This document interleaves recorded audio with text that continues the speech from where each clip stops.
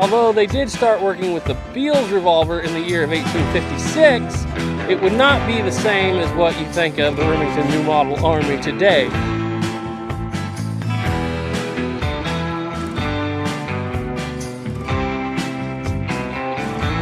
And if you're like me, you're into the history stuff, the books, you like the guns, are worth their weight in gold. Because the gun, it's fun to shoot, it's fun to point with, but without the story there, if you're a history person like I am, without the story, it really doesn't mean all that much.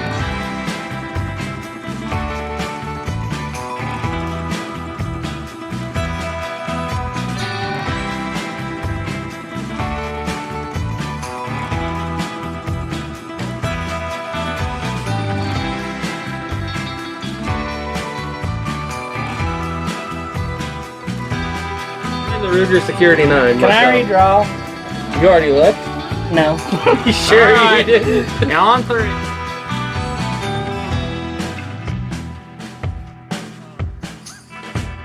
Another pro, at least a pro to me, is these guns are kind of a project. I like to look at them as I'm getting an advanced kit build in the mail whenever I get one. So it's a project that you can go down the road and you can either leave it as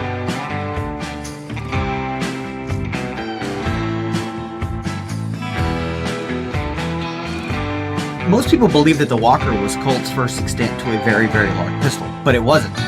This was. This is Colt's 1839 to patent firearms revolving carbine pistol. It is massive.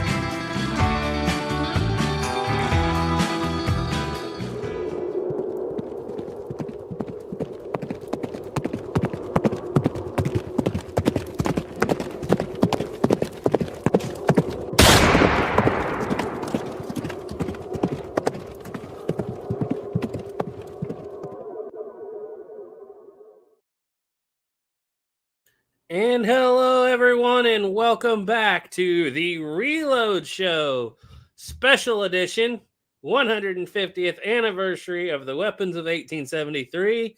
We had to do it this week, or we weren't going to get it done during the 150th anniversary of 1873. So, as you all know, I'm Garrett from 11 Bang Bang. Over here to my right, we have Snapper from Snapper's Antique Firearms Unlimited, and down on the bottom tonight, we have Duke from Duke Frazier Productions. He's the chief booze scout. All right, so just to get into kind of what we do here, I'm a Colt guy. I'm a Colt fanatic, but here lately I've also kind of been the resident Springfield fanatic. And Snapper there, he is a Colt fanatic, and so is Duke. And I think all of us have had quite a bit of experience with 73 Winchesters or replicas thereof, right? So, yeah. Wouldn't say I'm an expert, but I've shot them. Yeah. So I think we at least have a grasp of the significance of the year of 1873 to the firearms industry, wouldn't you say? I would say so, yeah. A little bit, just a little bit. All right, so I'm going to go through who all is here, and then we're going to just dive right off into the subject. If you guys have any questions, comments, or concerns, put them right there in the comment section. We are streaming across 3 different channels, but I can see all of your comments, and I will read them as they come on here. Diane Houston says, good evening, all. Gunsmith 4570 says, good evening. Mill Creek Range said, hey, everyone, I'm listening while down here in the Dominican Republic, sorry. Don't think I'm in Kansas City more, and I'm down here working, not playing. Too bad. Oregon Outback said that's a pretty lever gun on the thumbnail. Louisiana Gray said, yeah, with that picture, I would believe that to be Snappers. No, unfortunately, that's just a picture I grabbed off of Google. Kodak You can barely see mine back there. Kodak Tackman says, evening, folks. You all right, Duke? Yeah, I'm just not Yeah, you awake. okay? He's wigging out. Ready for a nap, man. Oh, yeah, you're on the wrong schedule. Oregon Outback says, yep, I believe you are correct. Joshua Harris says, I can't believe I caught one live. Good evening, everyone. Well, good to have you, Joshua. U.S. Michigan Prepper said, pew, pew, do-it-yourself, black powder, Michigan. Cool. Louisiana Gray said, just trying to add a comment to your end, Snapper. Jeremy P says, hi, everybody. Hope all is well. Texan 1836. Hi, Texan. Said he grabbed a cold one before you boys started. Evening, fellas. Arizona Ghost Riders. Hi, Santee. Hey, Santee. What's up, you rapscallions? And he wants to know if you are the Chief Booze Scout or the Cheap Booze Scout. Well, he didn't specify which. Both are the same. I mean, let's be honest here. Chris Klein says, hello, all. Misty James said, hi, guys. AR American. Hi, AR. Said, Hey, buddy. Bill Hey. Swindle said, hello from Alabama. Rock McLaughlin said, TN High. And number one Big Bear said, howdy, all. And we are running 50 across all three. And here we go. Let's start Very off nice. with the actual true historian of the three of us. Duke, what is significant to you about the year of 1873, and which of the three, I mean, there's obviously more guns, but which of the three is the one that you consider to be the most iconic of the three, shall we say? I'd have to say single action army, because reality, the 73 Winchester was just an improvement over a lever gun that was already out there. Vast improvement. The new cartridge was definitely a major improvement. The trapdoor, once again, is an improvement of a gun that's already been there. And the 45 Colt was an improvement, but kind of taking Colt in a new direction, if you will. And all three cartridges come out in the same year, and they're all innovative, or well, not innovative. They all are significant in their own ways. But yeah, I think single action army is the most, definitely the most iconic. I'd agree with you there. I'd have to agree as well. Yeah, I'd have to agree exactly the same. It's the 73 is just a 66 basically that's been modified to be, iron and just modifications on the previous firearms. Now, I mean, you could kind of say that with a single action army. If you took the top strap off in a way, Right. Still got the same action and whatnot, but it is its own new thing. And it's, the 45 Colt on top of that being truly one of the more powerful, cartridge pistol rounds of its time. Definitely. Yep. I have to say, I find it amazing that not only did, we always say the Springfield rifle came out in 73. It did, but actually the Springfield carbine came out in 73. Right. The 4570 carbine, they made 3,000 of those in 73. They only made 24 of the rifles in 73. Really, the rifle doesn't start, and those were test models. The rifle doesn't really take off until 74. So in reality, 73 is the year of the trapdoor carbine, the 73 single action army, and of course the 73 Winchester. Yeah. And what I find amazing is all of these cartridges are within 2 calibers of each other. Yeah. Yeah. Not only is it 3 new guns, it's 3 brand spanking new calibers. Yep. And very good ones at that. I mean, they kind of set the par for for a very long time. That were probably about the best you could get between the 3. To me, it's still some of the best calibers ever made. What's funny is those 3 calibers, you can basically still walk into most Walmarts and buy all 3 of them today. Yep. Yeah. And there's also some newer caliber that's built off of them anyways. 45 ACP, for instance. It's basically the M1882 version of the 45 Long Colt, 45 Colt. It has the exact same specs. They designed that 45 ACP cartridge around that M1882 cartridge, military cartridge. Now, that brings up something I want to talk to Duke about, because I cannot remember which book it was the other day. I was reading about the Springfield. It's been about a month ago, actually. And an officer referred to the quartermaster in a letter referred to 45 long for pistols. Remember what year? It was in the 1880s. I want to say 88. Or it was right there, but I believe it was an actual use of the term 45 long to differentiate it between that and the Schofield. Yeah, because the 45 Schofield was Also known, like I've said before, lesser known, but it was also known as a 45 short Colt. So, yeah, exactly. and The M1882 was a 45 Colt. It was just shorter. Mhm. as I read the letter, he didn't say 45 long Colt, obviously, but it is precedent for people even back then to call it 45 long and then say Colt. I'm Right. not saying that's the correct way to say it, but if I find the quote again, I'll make a video on it. But I didn't know if you've Yeah. heard of anyone actually, what do you call it when they ask for supplies? What's the term? Requisition. Requisitioning at 45 long. Yeah. And like I said, it all comes down to that because by the time they standardize it, where, Schofield and 45 Colt were almost identical in every part. Yeah, that's the M8. That's how you distinguish them. Is it's 45 short, 45 long. Yep. Yep. I've always wondered if that how people still to this day, even though we've proved it a million times all over YouTube, that you can put 40 grains of black powder, 45 Colt. I'm wondering if that comes from the days when people were reloading the military cartridge, the shorter cartridge. That was the M1882 cartridge.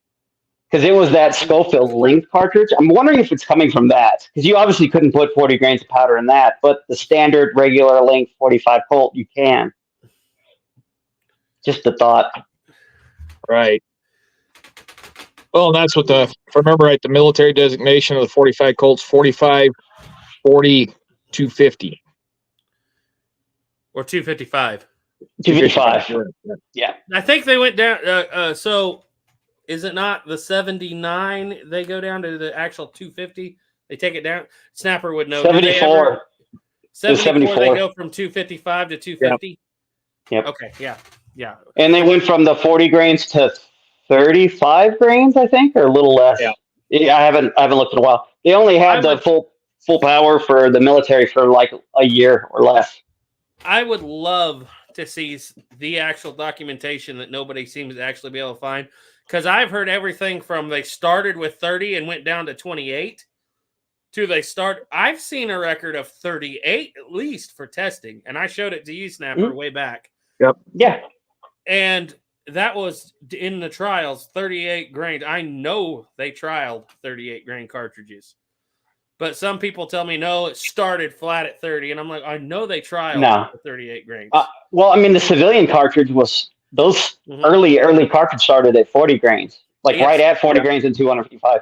I believe they started at that. And then the military was like, hey, this is way too much recoil for your average soldier. They weren't comfortable with it. And then so they dropped the weight down just a little bit and became the actual 1774 round, which was, I want to say it was like 35-ish grains on a 250 grain bullet. So, and then it dropped from there a couple more times.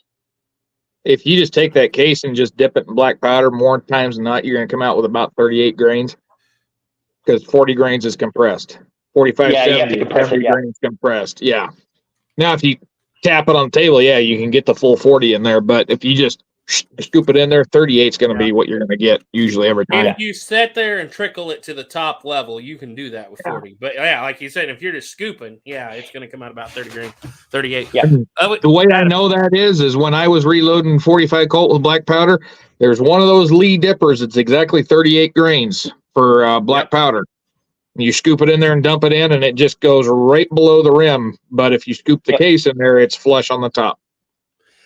I absolutely love the 40 grain charge. It's going to be my go-to probably for the rest of my life. But having shot that and the 28 and 30 grain charges, they're not slouch either. Oh, no. They will get the job done. But if you want to, there's a story Jesse James always talked about wanting a heavier pistol during the Civil War than the Navy because he had 4 guys lined up and couldn't punch through all 4 of them at once. That was a big joke between him and Frank. You could do it with that 40 grain charge. Oh, I'm sure. But here's a few more. Small Caliber Arms is in. Hi, he said here, but sleepy. Greg Pilgrim said 1873 was a great year. Roland White, rest in peace. A very good point. He's the reason 1873 was so big. Pretty much. Sleepy Leap said, reporting from PA. Gray Pilgrim said, all you guys I see, I like and respect. Garrett, what is the model of that Get Fiddle behind your southpaw shoulder. Oh, my guitar? I think there's actually 2 guitars. There is a... this is my grandpa's who just passed away. His 1930s Gene Autry guitar. And, Give it a strum. Yeah, it's not Yeah. tuned. Oh, jeez. I've never tuned it. The tuning pegs are gone. This is an old guitar. And the other one is my Oscar Schmidt 12-string electric. I call that one Patrick. I call my red, white, and blue buck. Hey, Patrick, it's a good name for a green guitar. Woo, I'm gonna have to fix my focus since I moved, but just a second. Arizona Ghost Rider said that Schofield round messed up all the verbiage. Yes, it did. Keith Miller says, howdy. S. Lee said, kabam, thanks for all these excellent discussions. Sleepy Leap, I'll get to that question in just a second at the end. Small Caliber Arms Review said, I'm here, but it's a school night. Chris Klein has a question here. I'll get to her when I get to the end of these comments. Misty James is a smiling, laughing cowboy emoji. Jack Booker Jr. is in. Texan 1836 said, did Ethan get deployed again? No, but we've just been so busy we haven't been able to make videos. Let's put it that way. He's trying to get a wheel lock working. And I'm starting to think that's going to be next Thanksgiving's video because it keeps failing on us. Oh, no. Tackman said, ever have any trouble with leading with these 40 grain hard cast loads there, fellas? No, I don't. But I flat pour the grease to them. Me and a 45 Colt with my own hand loads, they lead all the time. I actually invested in a tornado brush, though. And one of the reasons maybe it's not loading so much is because if you run that tornado brush through there once, right after you shoot, when you clean the black powder, it doesn't let it build up very good. Yeah, the last time I shot a bunch of lead in mine with my load, I forgot what it was. I think it was like 17 grains of lead that I got out of the barrel. I kept all the little pieces that come out of there and weighed them. Wow, that's a lot. You know, I wonder if the reason. So on my first gens, they have a really, I forgot the exact name they called it, but the rifling is very shallow and it's rounded. And it's basically like really, the parts that come up, they're just very thin. And I think there's only like 4 or 5. But there's nowhere for it to really let up. It would basically just slide out the barrel. There's nowhere for the lead to actually get caught and stay anywhere. And I think that's the way they designed it, that if it did kind of let up, it's not going to increase your pressure or really change anything. And I've had leading problems, but nothing like crazy serious leaded. That's hard to get out anyways. What's funny is when mine gets, yeah, I think we did.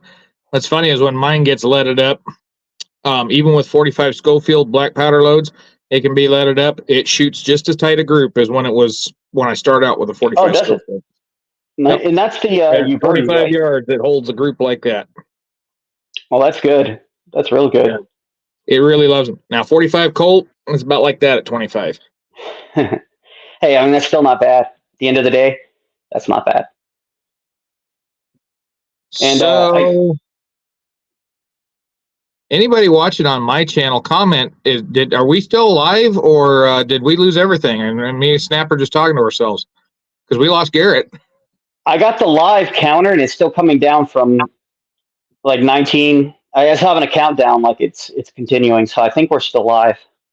Did YouTube take Garrett down again? You know, that would be really messed up. That would be really messed up, especially since he didn't do anything either. Wouldn't shock me. Let me pull up the chat here, see if I can see anything. Oh, well, 11 Bang Bang came in and said we're still here, so Ethan's watching. Yeah, it looks like. Oh, Garrett may have had to turn off to refocus his camera. Yeah. I see. Okay, cool. So we are okay. You're stuck with our ugly mugs until he gets back. And speaking of which, some of you guys might actually finally get what you're hoping for one of these days soon. This might be going turn away. the bandana upside down. We're going to turn it upside down.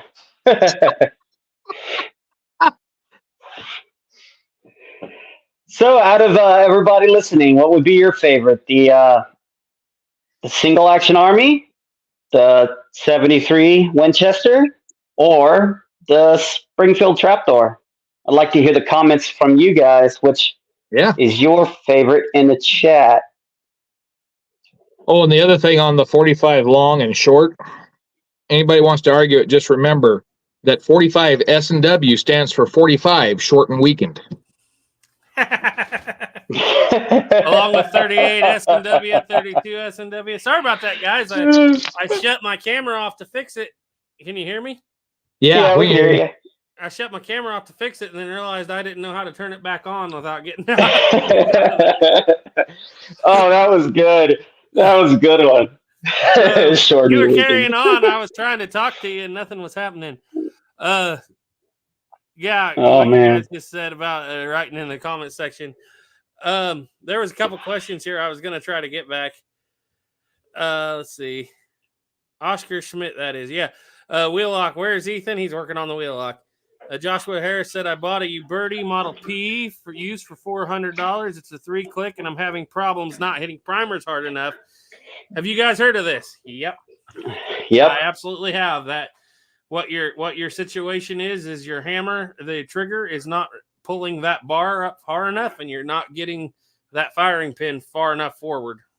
Wouldn't you say, Duke? A really, really simple Say fix that one to get again. rid of that 3-click is pull that hammer off. You'll notice at the bottom there's a little on the hammer.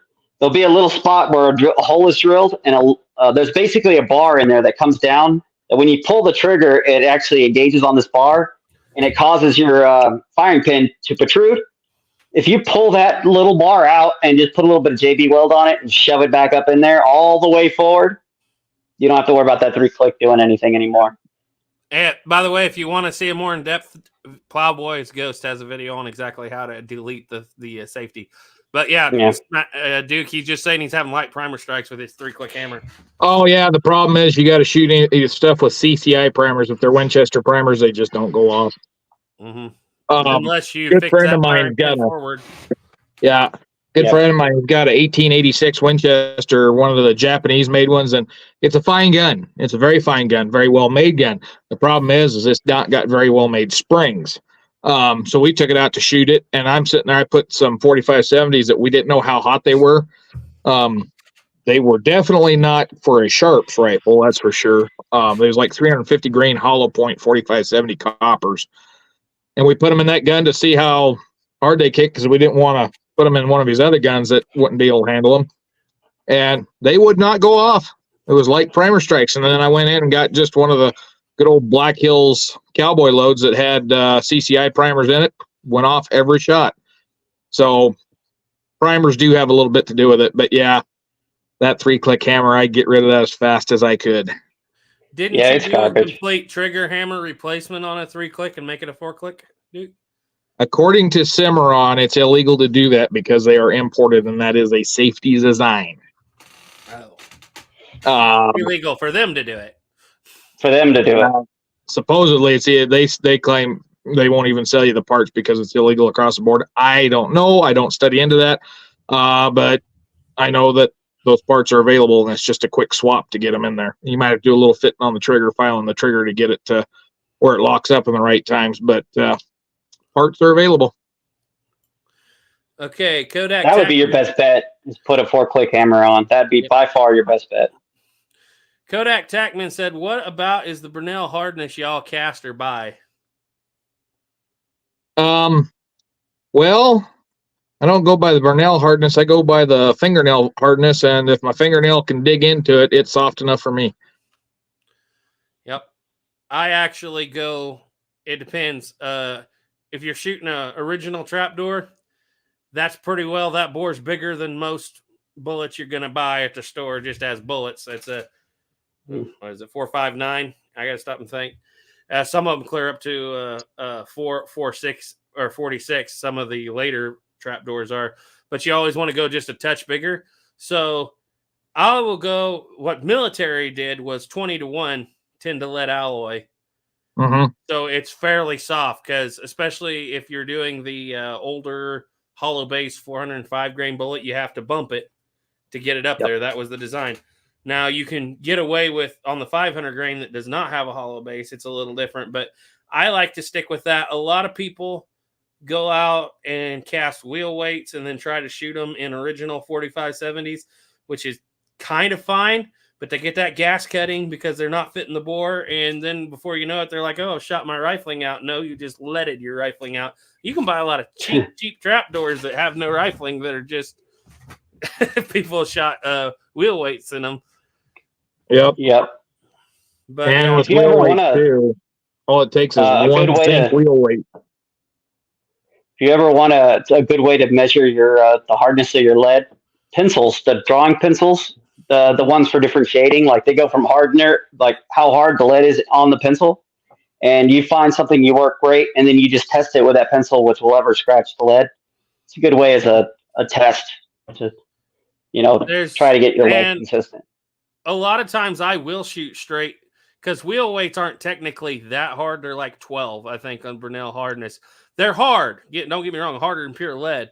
But I will shoot them in my plowboy loads, providing I am about 1/1000th over bore diameter. They'll swage right down and go in there.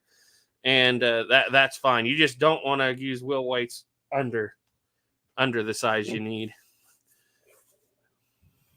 So. Yeah, and one time I got some lead that had 1% silver in it, come out of a factory that was doing something with silver and lead, and they had these electrodes. And anyway, I got these electrode sheets, and they were silver and lead mixture, and that lead cast the most beautiful I've ever seen cast. It never had a flaw once in it.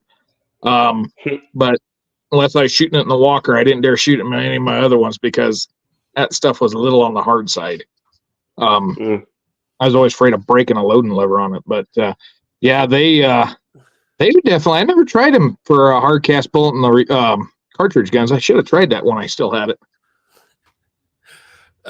Jeremy P said, Duke, have you tried Walter's vegetable wads under your bullets to help with the leading? No. What I did try was some of my homemade felt lubricated wads, because they're not like the ones you get at Cabela's, which I think they've got like coconut oil. They're very oily. And if you let them sit in a case for a very long time, they do foul the powder out. But I use some of mine that I use with beeswax and lamb's tallow, and it's very heavy on the wax, so it's more solid. And I tried that under, I think it was 10 rounds, just to mess around with it.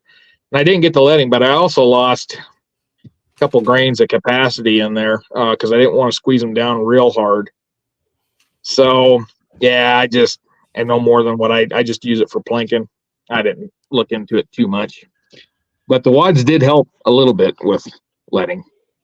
Number one, Big Bear. The reason I'm quieter is because I forget what I'm doing. I rock back in my chair and get farther away from my mic than those guys.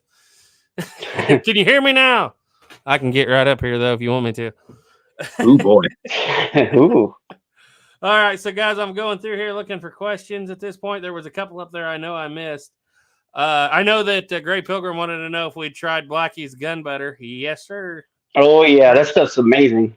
I've got some. I haven't shot it yet. I do not load a muzzleloader without it, especially a muzzleloader rifle anyway. Yeah, he sent me some, but I haven't messed with it yet. Maybe if I make it to the destination I may be going to in January, I'll bring some along, because I've got some other bullets that we got to go test and do some videos with. But yeah, I need to try it. I've been hearing nothing but good things about it. Yep. It's good stuff. My favorite way of using it, even with cartridge guns, is run a brush through the bore once before I start shooting, and I don't have any lead issues doing that. It really makes a big difference. He's actually got a different variety out now just for bullet lube. Yep. Yeah. I got some of that stuff too now. I need to It's basically the same stuff. Apparently, it's just harder. Yeah. It's good stuff, though.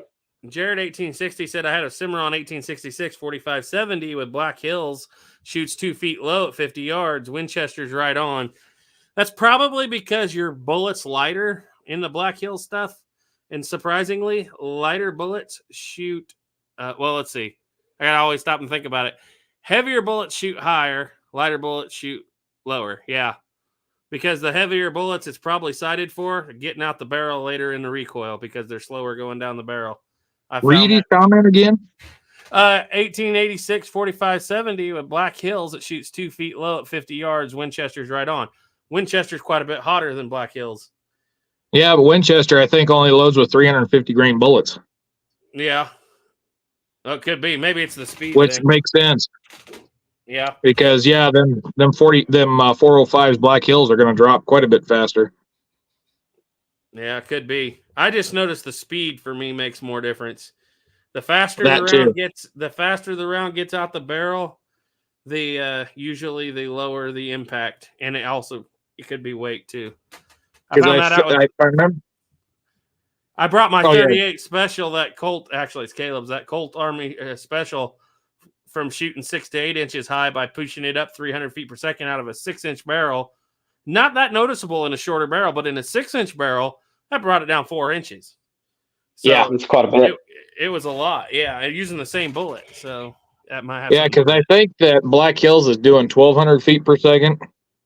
And Winchester, I think they're doing a little bit warmer too.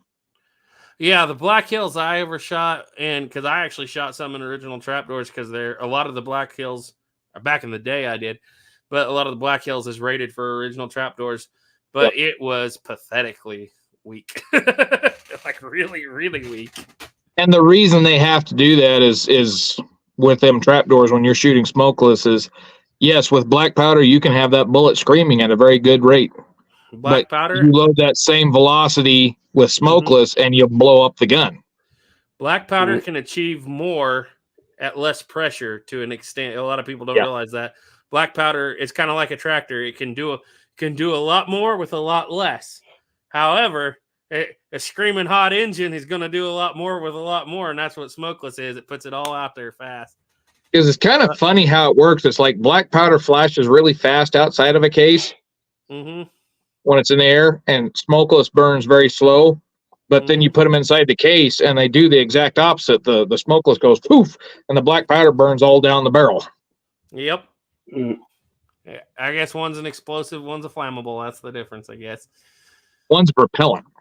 One's propellant. Okay, one's explosive.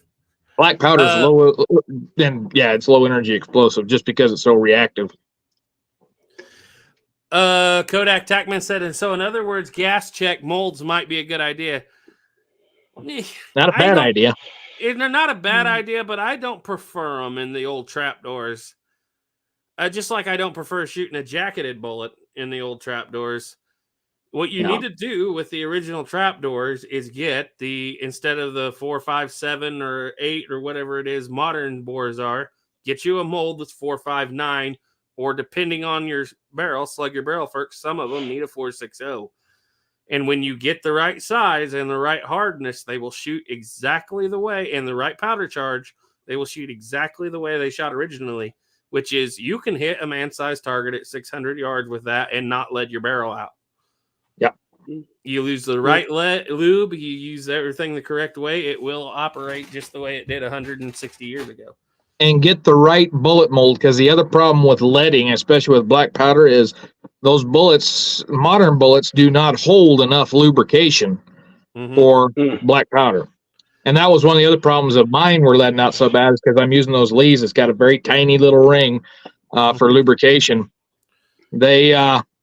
That was part of the reason why they're leading. And if you look at the same bullet for the 45 Colt that was produced back then, those grease grooves were not a small part of that bullet.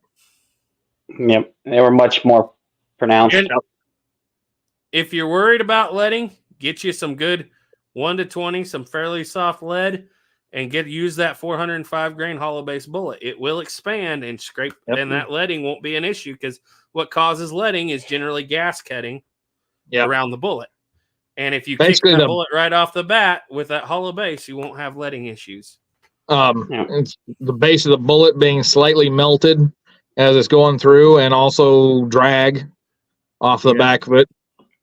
What was I going to say? Oh, the other option is you can paper patch the bullets too. Get you a paper patch bullet mold and just wrap them, and you won't get leading as long as it the paper patch and everything fits, it won't lead. Yeah. I don't know that a gas check would hurt an original trapdoor. I mean, maybe it would wear the rifling after a while. Probably wouldn't. But in reality, just they were designed to shoot a certain way. And if you shoot them that certain way, you won't have issues. If you're having issues, you just play with it. It's not the end of the world. You get a little lead in there. You just get you a good brush and clean it out. Just don't Or let you can it build powder up. coat them. Yeah. I don't know, because I talked to because I've been powder coating everything, but I talked to Jake, and I've heard people say you can powder coat with black powder, but he said, what was the words he used, Snapper? It was an unmitigated disaster. That's how I remember him writing it. Yeah. And I was curious about that too, because I was thinking about going the whole, and after that, I walked away from it. I haven't tried it. He said it didn't work so well. He was getting more fouling with it. I think it was actually smearing and becoming fouling. Right. And that's one of the things with modern lubrications and old black powder do not don't mix often go well together. Yeah. And whatever you do, for goodness sake, do not use a petroleum-based lubricant in your black powder guns. You will foul them out so bad you'll have to get the cleaners to come in and clean it for you. I use Remington oil. And when I mean cleaners, go watch the old kids movie, The Labyrinth, and that thing goes through the tunnel and scrapes everything. That's the cleaners you're going to have. I'm trying to find what the lubrication was in all of the military from Frankfurt Arsenal, 45 Colt and 4570. I had it here the other day. We discussed this. It was some kind of berry, or it was made from... let's see, what was that name of that bear? It was basically what I think Duke, you told me it was also a candle wax at the time. It was let me go back here. I got the book right here in my hand. Did we lose Duke? What? My phone's getting ready to overheat on me, so I was having to close applications. Oh, gotcha. And I may have to shut the camera off here. That's fine. I was trying to remember, we discussed this the other day, what the original lubrication was for the 45 Colt and the 4570. I must not have heard this one. Yeah. Was it elderberry? I think it was. It was definitely a berry. You said it was a candle wax at the time, too. Let's see. Huh. The heck was I'm thinking of? Yeah, because they use... I think it was older. Yeah. Now you got me curious because I can't remember. Well, I'm looking. I know it's right in one of these pages. It was a berry. There was two different kinds. One of them was like a varnish tree, like a... Right. I know it wasn't croton oil. Croton oil? Don't blow him up.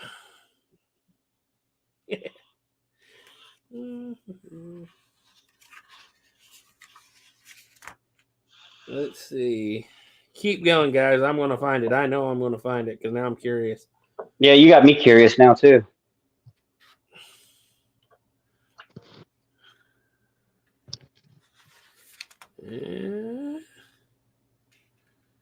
The troops.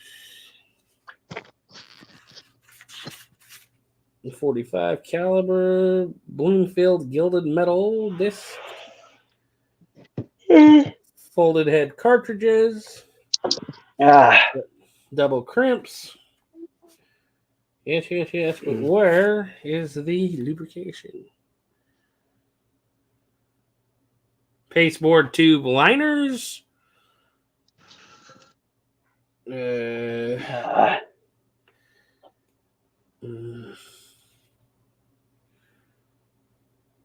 stamps. I know it's in here.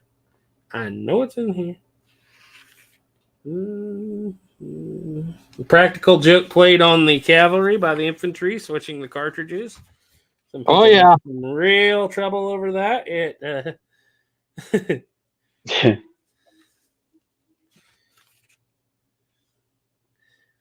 would have been a good joke till you got in trouble. That's for sure. And if anybody wants to know what that's like, get you a Mosin Nagant rifle, shoot that for a while, and it's really enjoyable. Then get you a carbine and shoot those same rounds, and you'll know what it's like shooting them rifle rounds out of the Springfield carbine.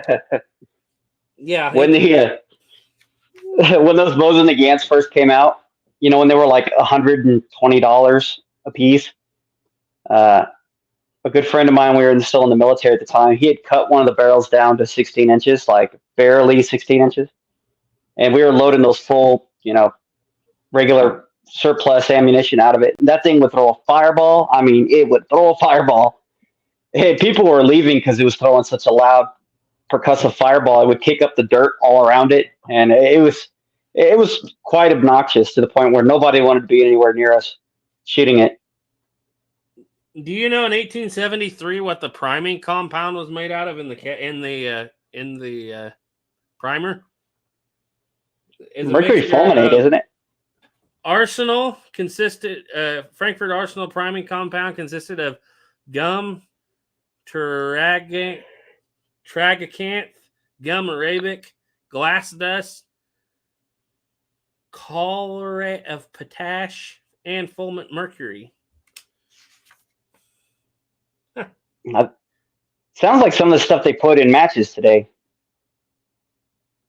Yeah, they kind of did. I know that's in here. I'm going to kick myself because I'm not going to. That's pretty cool. Bar and cup. What book is that? What book are you reading, Garrett? And I think it's one of a kind. I've never found another one. It's cartridges for Springfield trapdoor rifles, carbines from 65 to 1898. I've never found another copy of it. And I had this little pamphlet cost $150. Doesn't shock me. It's I'm going to try to set my other computer up in this other room here. I may be in and out for a few minutes, guys. Yeah, okay. If I don't see it here in a minute, I'm going to move on. But I know that it's in here. 58 caliber rimfire. That's what we're looking for. Because this is where they started it. It's got to be on this page. It'd be kind of cool to remake some of that original style lube once you figure out what it is. Yeah. We talked about it because I found it once in here, and it was some kind of berry. If I don't find it in just a second.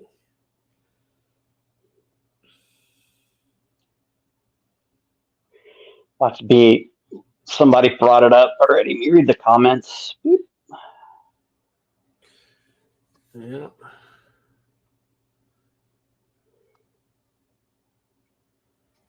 Well, Bayberry? Bayberry. I'm on the woods. Bayberry. Did she get it? Yep, she did. Yeah. We already talked about it. Bayberry. Why was I not thinking of that? It's in the book. I just got to find it. Bayberry and Japanese bayberry wax and Japanese some kind of varnish wood stuff. Interesting.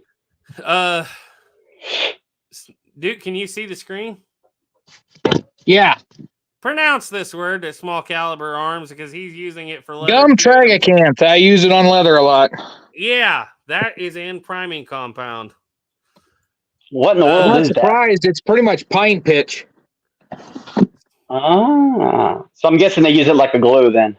Everything black powder's in. Hi. Hey. Hi, Jake. Mom's in. She came up with Bayberry. Hi, Yep. She remembered. All right, there was a couple questions up here before we get back into the topic I really wanted to get to, and I kind of skipped them. And I'm going to go back up here and see if I can find them.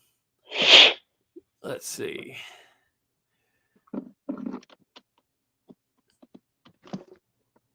Okay. Sorry, guys, if we're a little slow tonight, but I want to get this right. Okay, it's up above this. We're slower than turtles walking in mud. I can't wait till the day YouTube makes so we can actually show our guns again. That's going to be nice. Hopefully. Maybe one of these days we'll switch over to Rumble and then we'll just have all the freedom we want. But I don't know how many people would follow us to Rumble.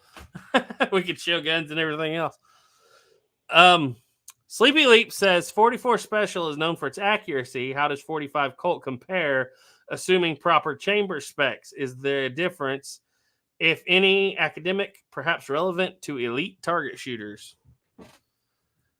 44 special's accurate, but I am never going to diss the 45 Colt for not being accurate in any way, shape, or form. Out of a 7.5-inch barrel, you can reach way out there without an issue if you got the right load.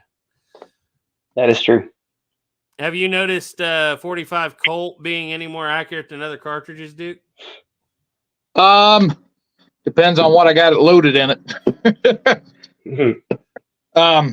No, like I was saying earlier, I think that's when you was off. My 45, my single action army really loves the Schofield rounds. The 45 Colt rounds it does reasonably well with, but them Schofield rounds, it loves them. Okay, so Chris Klein has a question here, and I'm going to give this one probably to Snapper. Duke, you probably know it too, but I have an idea, but I'm going to let them, they're both more in the 73 have studied on it harder than me, but Chris Klein wants to know, so did the military switch to the shorter cartridge because of the Schofield revolver, or was it because of recoil? It was because of the Schofield revolver is why they would switch to the shorter cartridge. They had the earlier full-length cartridge, and they had it for quite some time. They didn't switch to that shorter cartridge until 1882.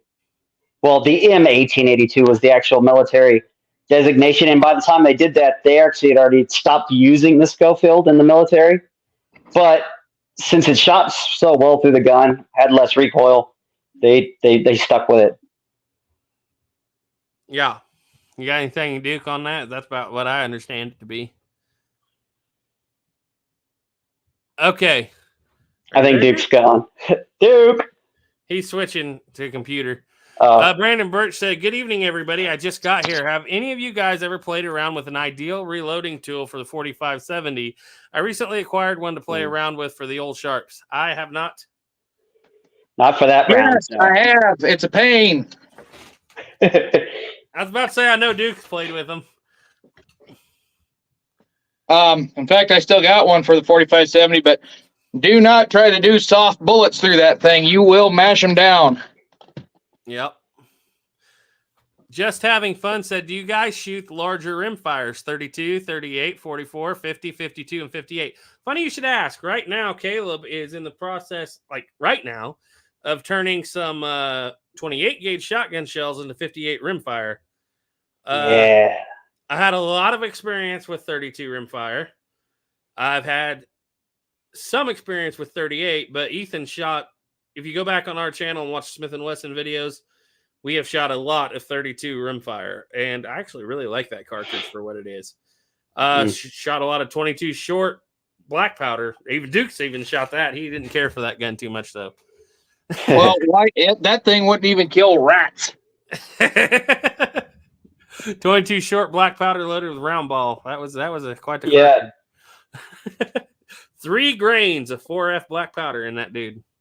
And that was a load for the Smith & Wesson #1. Okay. Jeremy P said, what is everyone's favorite 1873 caliber? 45 Colt. Yeah, that's pretty easy, I think. I got to do my plowboy impression. 45 Colt. Oh, I didn't do a very good job on that. You got to say yeah. I like 4440 and all, but I've never been a fan of reloading it because it's bottleneck. I appreciate the reason it's bottlenecked. I know why it's bottlenecked. I know what happens in the older guns when you shoot black powder and they're not bottlenecked. I just hate to reload the stuff. Snapper reloads it. I don't have an issue with it at all. It's just something about 45 Colt to me. It was there. It's my favorite. Yeah, the brass doesn't have the life that 45 Colt with. You could reload 45 Colt technically indefinitely. But since you have to neck down 4440, you can't. But for something about 45 Colt, it's simple, it's easy, it's just totalitarian. It's great. It's a great round. You can do so much with it. Yep. AR American says, I've been shooting a lot of powder coated bullets with 777 and smokeless. I haven't had a problem with leading yet. Yeah. Okay. Keyword yet. So anyway, I'm jumping down through here, and it looks like we about. Gina Woods wants to know if we're going to have a Christmas sing along. I actually have one up on the Garrett Woods channel already, a pre-recorded one, but yeah, 2 weeks from tonight, I think. Christmas show, everybody. And yeah, we'll probably do that again. I've had actually quite a few requests to do that again. That was a lot of fun last year. That was a lot of fun last year. Louisiana Gray said he don't like Rumble, but he'll go there for y'all. Yeah, I like the idea of Rumble. I've never been a fan of the interface on Rumble. I've actually got some videos over there, and they had 5 passwords at the time that you had to keep up with, I believe, to even check things out, and I couldn't remember them all. And so I can't even get on my own channel over there. I mean, I can watch it, but I can't upload anymore. So They make it so hard to about the check your Christmas messages. sing along. Somebody I'm must- still waiting for rye whiskey. Say that again, dude. he's waiting I said- for rye whiskey. Uh, Rye whiskey, rye whiskey. Oh, I'm trying to think of what the Well- first verse of that is.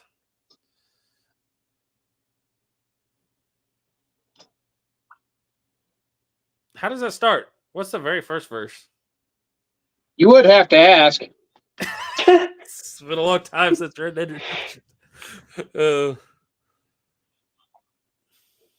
And I play Jack of Diamonds. But anyway, if everybody's saying 45, what makes loading 4440 difficult? It's just the bottleneck. It's not necessarily difficult. It's just more expensive because your brass life is like 6 or 7 shots. Whereas, and then you start cracking necks because you're constantly work hardening them down. You can anneal them and make it better, but that's another step. I don't anneal straight wall cartridges. And I got 45 Colts that have been through that machine probably 40 times, some of them, and they're still not cracking out under black powder. If you did that with smokeless, you get a little less. If you guys ever try a 44 mag full case of 3F with 4.9 row round ball, shot a lot with mag primers. No, I have not, but I might have to try that. Yeah, we'll do a Christmas special, Speedy. All right, we will do that next week or 2 weeks from now. Sorry, right before Christmas. Anyway, back down to the subject at hand. We were discussing that the 4570 Springfield rifle is not actually a 73 per se. The 4570, well, 4550, but 4555, sorry, cartridge in the Springfield Trapdoor carbine is more of an 1873 gun because they actually produced 3,000 of those in 1873 and only 24 actual rifles in 1873. They wouldn't start mass production of the actual military long rifle until 1874. About around March and April of 1874, they started cranking them out, and they crank out like 18,000 of them in 1874, but really only 24 test long rifles. Duke, why is that? What was the hurry to get these carbines to the cavalry, who actually still had Spencers at the time? Big thing was they was trying to get them out because there was lots of conflict getting ready to happen up north. So I always thought that was interesting because the production always starts with long, and then they think about the cavalry as an afterthought, but not this time. And the other thought is that the infantry already had cartridge guns, the single shots. But there was Custer's little expedition that's kind of overlooked in a lot of the history books. It's really overlooked. In fact, they never mention it in Son of the Morning Star or anything, but it was the Yellowstone expedition, 1873. And then the Black Hills expedition in 74. But if I remember right, yeah, they had the carbines before that took place. They got them quick. It's kind of amazing how quick they got them. And what I've always wondered is, I don't know. I wonder if that first year, and I don't think it's written down anywhere that I've studied, but the first year, I wonder if they actually tried the full 4570 cartridges for that first year in the carbines, because there weren't any rifles to try them in yet. Or I Right. wonder if during trials was when they decided that 55 grain charge would be better. Well, and that was kind of a precedent before because I believe in the 50-70 carbine rounds, they were knocked down below the regular rifle rounds. Yeah. Because weren't they 50-70 or 50-55? Oh, the 50-70 cartridges? Yeah. Actually,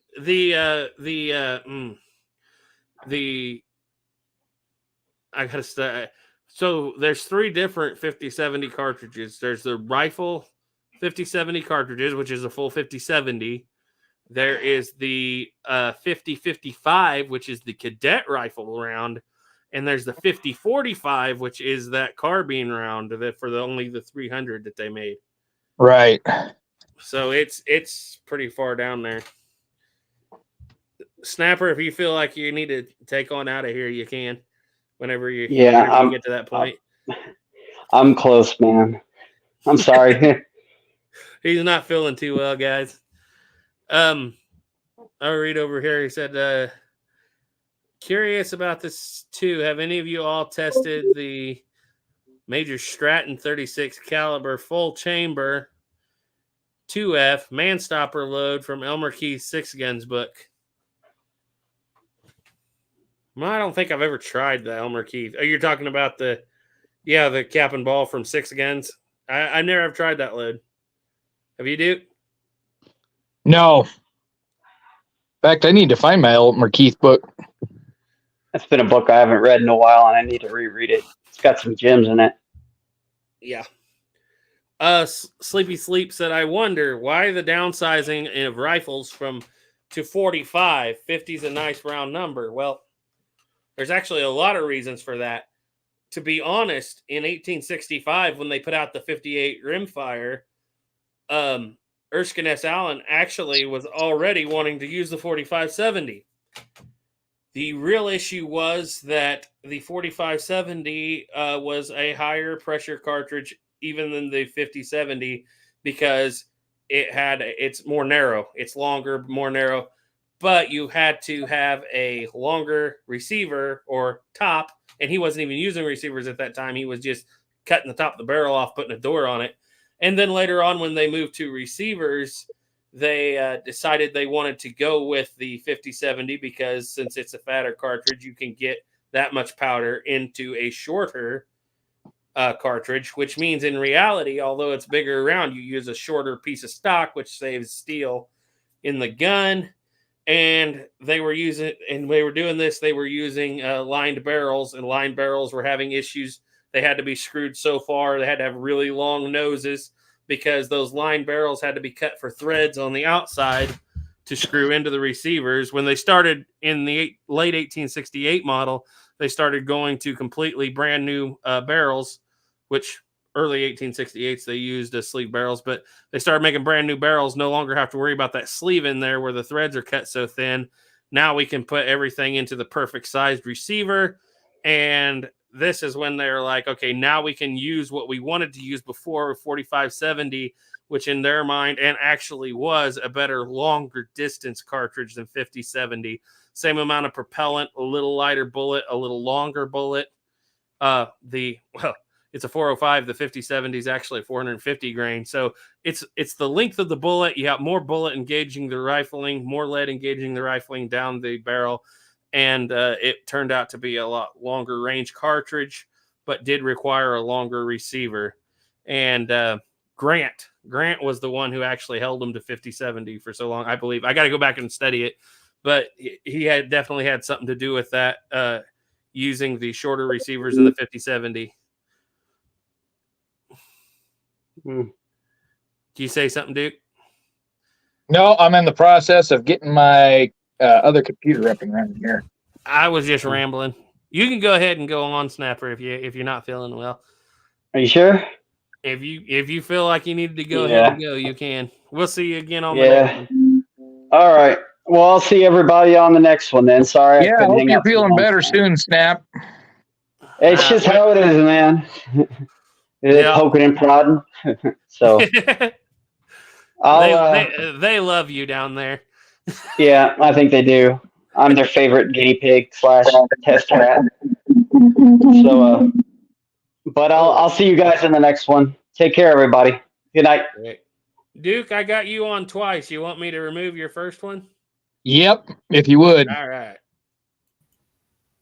We will remove. All right. So, you got any thoughts on 5070 versus 4570 and the historical perspective of it? Try that again. Do you have thoughts on the historical perspective of the change in 73 from 5070 to 4570? The big thing is trying to get a round that would go out, still be hard hitting, but would fly out further.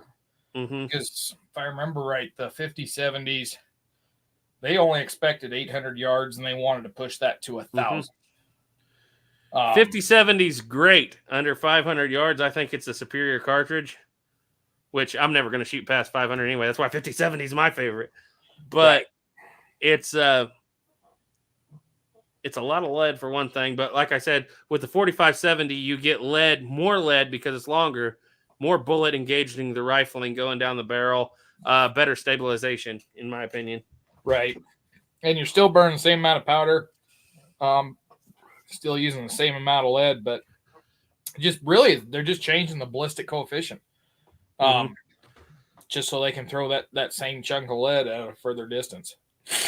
We always talk about, today or more modern military rifles. And we went down to a 22 caliber, 30 caliber was big. Well, think about in 1892 or 3, they're going to be saying, you're going to a 30 caliber, 45 is what we need. 1873, they're saying 45 caliber, we like 50. 1865, they're saying 50, we like 58. And before that, they're like, well, anything under 80 is not good enough. Right. It just gets smaller and smaller and smaller. Yeah, so we start out, America starts with a brown best, so 75. And we go to a 69. And then we start working our ways down to 58, 54. And then we work it down to 50 and then to 45.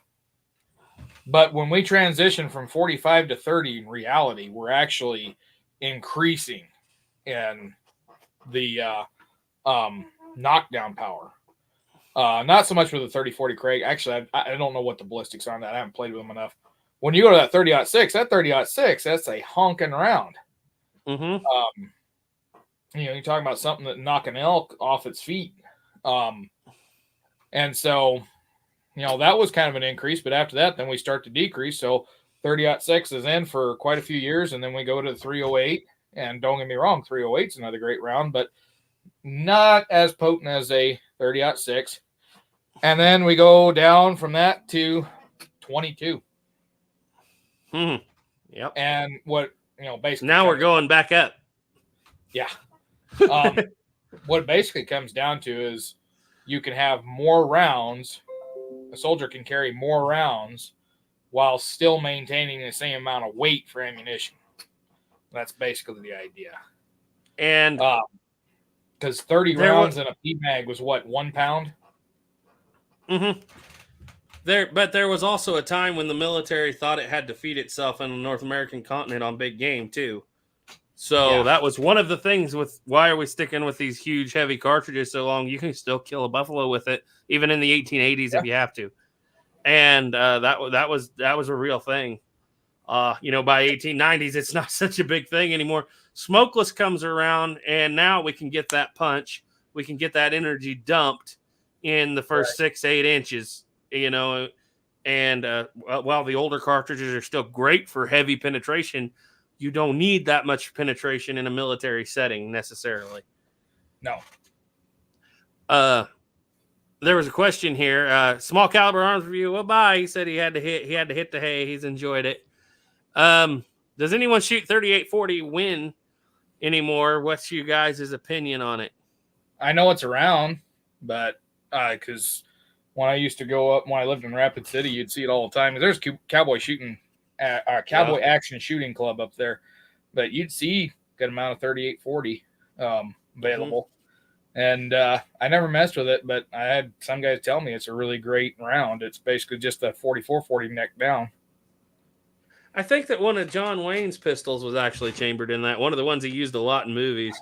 I can't remember. Well, I think it's the Sons of Katie Elder he used. I might be wrong there, but It's another one of those rounds. I like the idea. And if it was a day when I could just go buy it off the shelf, I'd probably say that's probably a great round. Right. For a lot of things. You might even get hollow point expansion out of a black powder round if you were to, it's kind of a weird thing. Yeah. But I would hate to reload it. I would hate to reload that. And I got a 4440 and I loved it. I still do like it a lot, but I hated reloading for 4440 because you got to lube the cases. When I got my 45 Colt, I got carbide dies, paid a little bit more for them. I don't have to lube the cases with that. Yeah.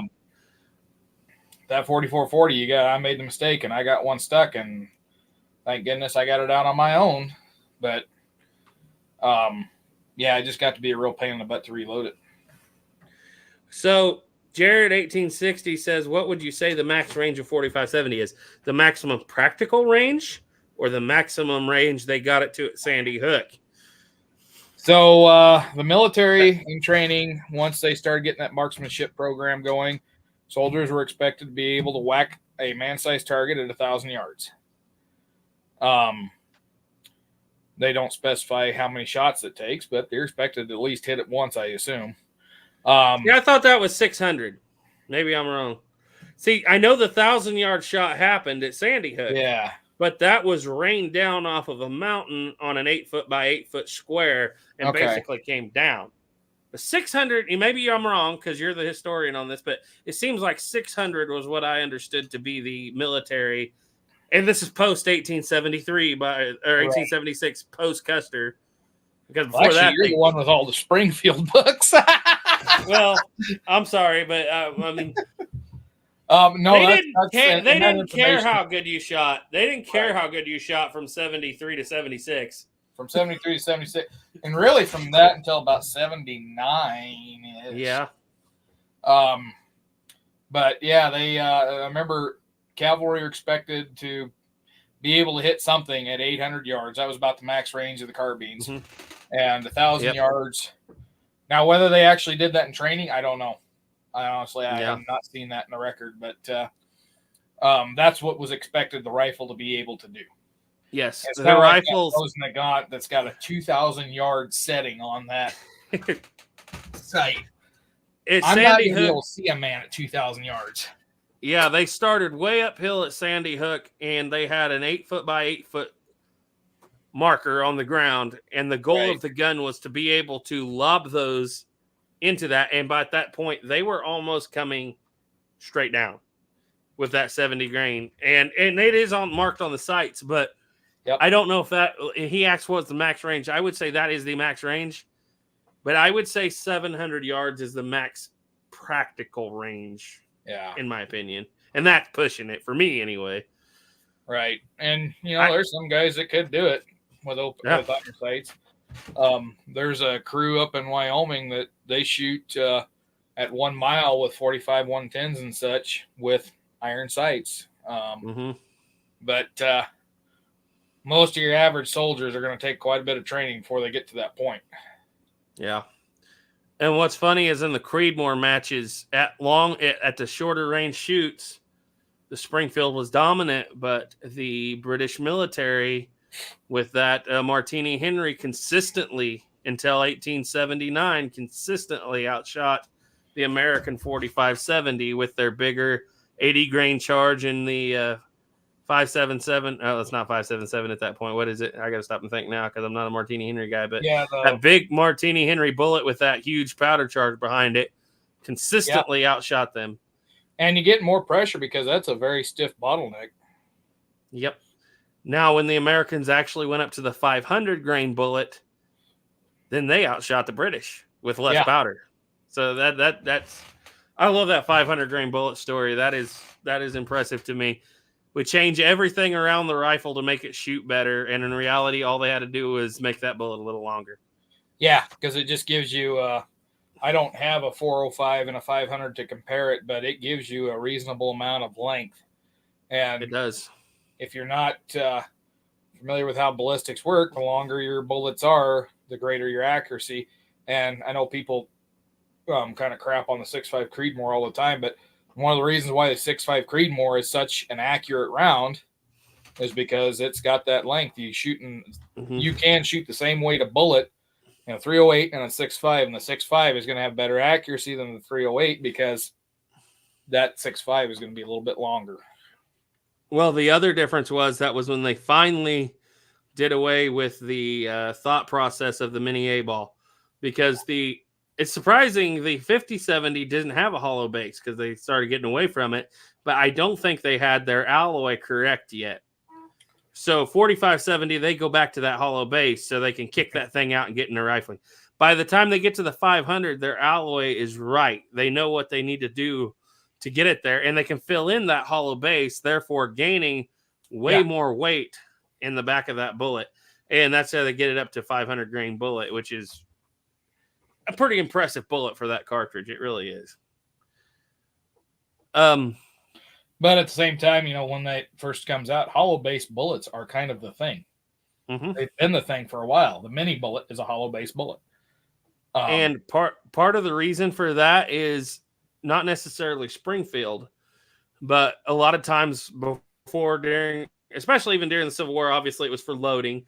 But after the Civil War, when they were doing tests on all these different weapons and they had to use their factory ammo, nobody had exactly the same bore size. Right. So, they could call it a 4.57 or whatever, but nobody was making it. And they might have differentiating bores. That was to help kick that bullet up into any bore that it should have to engage the rifling in. And, the hollow base bullets, they have that advantage of, they can work in just about any gun. But once you start getting more standardized and tighten up your tolerances, then that's not a big a deal. Yeah. Well, Stephen Sheet says, good evening, Garrett. Hi, Stephen. Tim O'Neill says, now you have to beat armor. Yeah, that's why they're going back up to, what is it now, 27? Gets a 6.5 bullet, I believe. I thought they went to the 6.8. I think they did. It's basically 27 caliber, unless I'm wrong, right? Yeah, the two-part case, it's got a steel head and a brass body. Because that's not going to have problems down the road. Desert Boy said, were any 5070s or 4570s exported to Europe or other countries in 1873? They were 5070s? Oh, yeah. 5070s went. 4570s didn't exist till 1873, but I don't think in 1873 they shipped any to foreign countries. It was an American thing, and it was in 1873, the way this comment's worded, no, because they barely had enough ammunition to get to their own troops. They only made 24 full-length rifles. Right. But 5070s, the 1866 had been exported in 1868 and 69 to the Franco-Prussian War to France, where they sold, let me see if I get this right. They made 52,000, and they exported 27,000 of the 52,000, sold them to France. I have a whole video on it, but yeah, a lot of times you'll see them. And when they come back in, they came back through the Bannerman, Sears and Roebuck, people like that in the 70s and 80s, and they chopped. Most of the ones you see chopped are the guns that were sent to France, as far as I understand it. But yeah, 5070s, as soon as they went from the They didn't surplus the 65s and 58 rimfire. They kept them. They surplus the 66s almost as soon as they started getting the 68s out. They didn't want that trapdoor. They felt was weak because there was no receiver. And I wish I could show you. No receiver, just the trapdoor on the top. So they were selling them. Native Americans had so many 50-70s in the 1870s. It wasn't even funny. Buffalo Hunter, everybody, 50-70 was a huge popular round. Basically, that Allen conversion was great when it first came out. But when you got two screws that are about the same size as what you hold on a scope base with to hold the pressure of 50-70, and then you flip that door open at a continuous rate, you can understand why they... Yeah, and they're perfectly fine to shoot today, not in a military setting. But what they did discover was they had that door where it would go almost 90 degrees or whatever. It's way over 45. Like it comes almost to touch the barrel and then stops. And the soldiers were hitting that dude, flipping it all the way open and wearing a hinge out. The 68, they turned it up to where it almost only stops straight up and down. And then the issue was we throw it open and it falls back down. And so the 70 and the 73 are in that middle area where it doesn't go all the way so far forward it busts the hinge, but it doesn't fall back down. Shut on you. Right. You can't run a 68 trapdoor without pointing it to the ground between shots, but you can a 73. Yeah. Sorry. I got a little carried away there, guys. No. Todd B said 3840 is actually 40 caliber. Yeah, I've actually heard of people that have 3840s and 10 millimeter cylinders for them. On actual Colts, not on replicas. Well, if I remember right, Birdie did do that for a while. Yeah, Tim O'Neill said used to have a wide range of weird oddball calibers. You could get any caliber that was historic that was still being produced. And Black Hills Ammo produced a lot of those calibers, like 32, 25, 25, 20. All kinds of them. Yeah, 25, 20. They used 32, 20. After this last ammo drought, that stuff you just don't see anymore. And Birdie don't make them anymore. Jared said, what was the effective range for, say, practical hunting? I would say ethically for me, Duke might be able to do more, but ethically for me, 200 yards is good for what I could do. Maybe 300 if I stretch it for 45, 70 open sights. Yeah. After that, that's my own personal ability. If you're a really good shot, you might stretch that cartridge out to 600 and shoot an animal, but hunting's a whole lot different than shooting at a military formation. When I'm hunting with a gun with open sights, I try to keep it in 100 yards just because I know that I've got a area to hit about that big around. I'm going to have a good kill shot. Might take a little longer depending on where you hit, but anywhere in that size, I'm going to hit. Yep. When you start getting out there, and for me, like on my Winchester, that shot's fine, my 30-30. You get up 200 yards, and suddenly that area is covered up by that front bead. And so I really start to lose confidence. Now, you give me a good scoped rifle, put me in the prone position, I'll take a shot on a deer at 400 yards. I don't care. On a good day where there's no wind and I've got my phone to do my calculations for me because my brain still does not do the calculations very good on its own. Yeah, I could do 600-yard shot. The exception really, I would – sorry, go ahead. I was just going to say, in reality, though, but it's like my grandfather said, hunting stops at 400 yards. And that wasn't my grandfather. I forgot who it was told me. Hunting stops at 400 yards. After that, it's long-range meat procurement. That's a good one. The only exception I would take to what I just said of 200 to 300. Obviously, if I'm hunting, I don't want to shoot that far. I know I could kill the animal at that range ethically. I don't want to, though. But as far as actually hitting the animal and bringing it down, I'm sitting here looking at this officer's model, and that's a little different animal with a vernier tank sight. I could do a lot better. And that is where, obviously, in my opinion, the Sharps rifle will outshine over the trapdoor in a lot of ways because it is a heavier cartridge, heavier gun, better sights, pushing out farther. And that's why the Sharps was so popular. And if anybody questions my shooting ability, Garrett's got the proof right there that I can whack a GoPro at 300 yards with a 1911. So I'm starting a collection. You have the tripod. I have this. I have a camera lens now. I have a little groove in the top of the chronograph a couple weeks ago.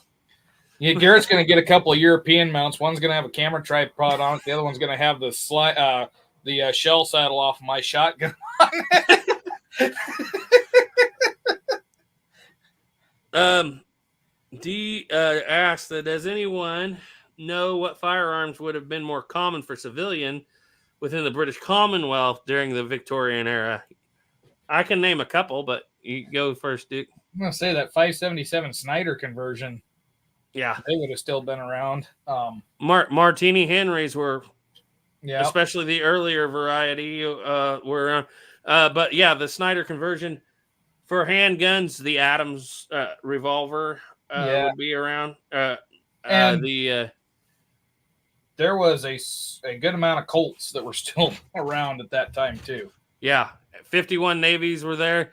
Trantors, Royal Irish Constabulary Pistols, RICs. I got a couple of those.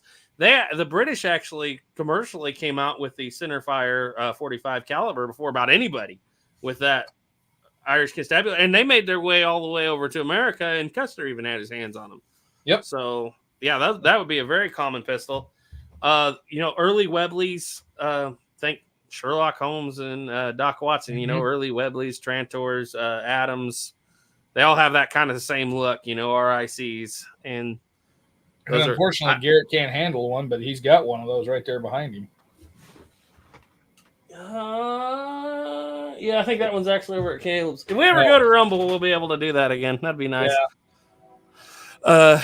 Let's get to another question. Desert Boy said, you ever watch Mark and Sam after work in Australia? They shot 45-70s, 1800 to 1926 with a guide gun and 1194 yards with an 1874 Sharps. Yeah, I've seen it.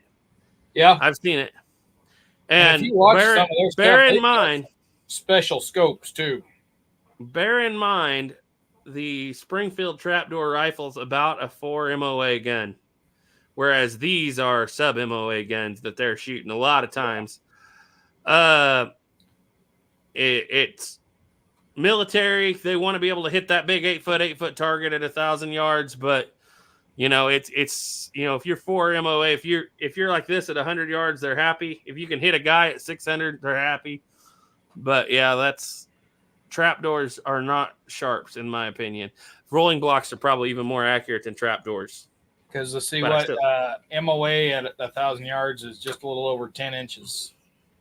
Yeah, so 8 foot. When I say MOA, when I say MOA, 100 yards is always what's stuck in my mind. So if you shot a 4-inch group at 100 yards, that was the rifle they thought was capable of that. Okay, yeah. Good point. Uncle Chaw said, I heard somewhere a lot of Springfield rifles wound up in Hollywood and turned into props. Yeah. Yep. There was a company that actually bought a lot of the machinery from Springfield and made them in Hollywood. Yeah, there's that too. And you go look in 1950s, you won't see a single Civil War movie that's not actually trapdoors. I was watching a Disney movie, Johnny Shiloh, the other day, where Brian Keith picks up what's supposed to be an 1861 Springfield, flips the trapdoor open and looks down the barrel and says, filthy, clean it. And he's a sergeant at the Battle of Shiloh when he does that.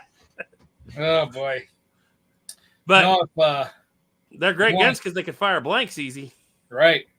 You want to see a bunch of them. There's a movie with, he played the first Dumbledore in the Harry Potter series. I only know that because that's about the only movie I've watched. He played the one that Gene Hackman kicked the tar out of, and Richard Harris. Richard Harris. There's a movie with him, a Mountain Man movie. Man in the Wilderness. Oh, Man in the Wilderness. Yeah. You watch that. Every one of them rifles is a trapdoor with a flintlock, a brass flintlock brazed to that lock. And there's actually a collector's market for those very guns. Oh, they go for more than what the a lot of original trapdoor goes for.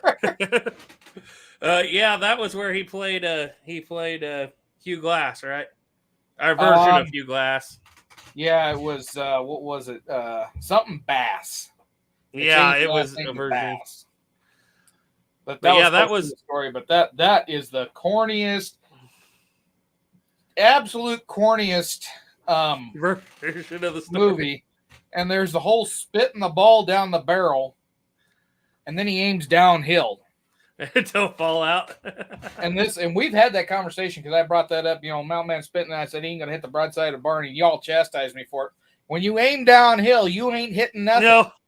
No. That ball's gonna roll out, and the powder's gonna be right behind it. I agree with you there. Yeah, that's you got to think about it though. What I find very interesting is they made a blue million of those trapdoors of all the different varieties. I mean, I looked at it one time when you talk everything from the 65 to the 1888 ramrod or cleaning rod bayonet rifle.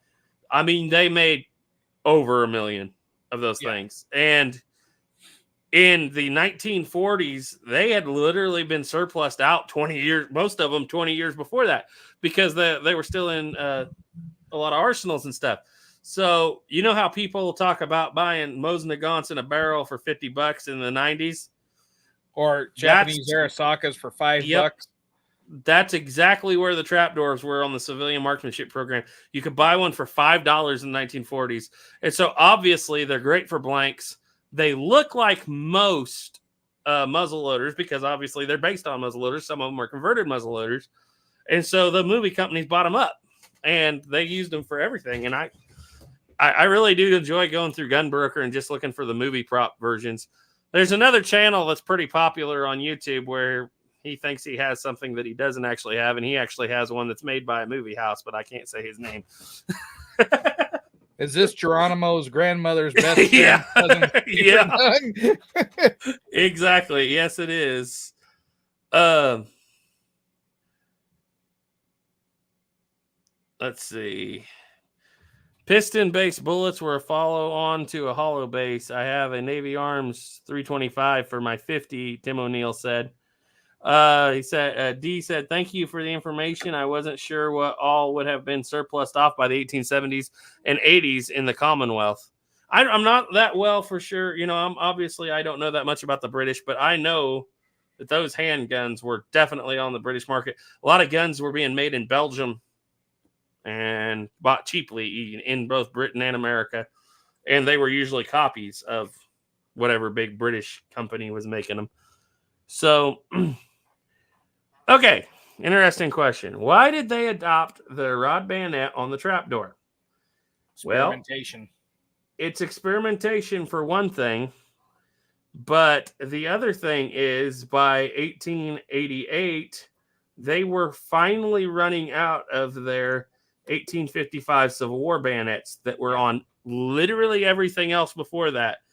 And so it was a stopgap measure. Let's experiment, but let's try. It was, like you said, an experimentation, but it's a case of we haven't adopted a new rifle yet, have to have a bayonet. Why don't we just turn this tool into the bayonet? Which means we also have to put the trapdoor, the carbine trapdoor on the back of the buttstock so we can have something to cover that.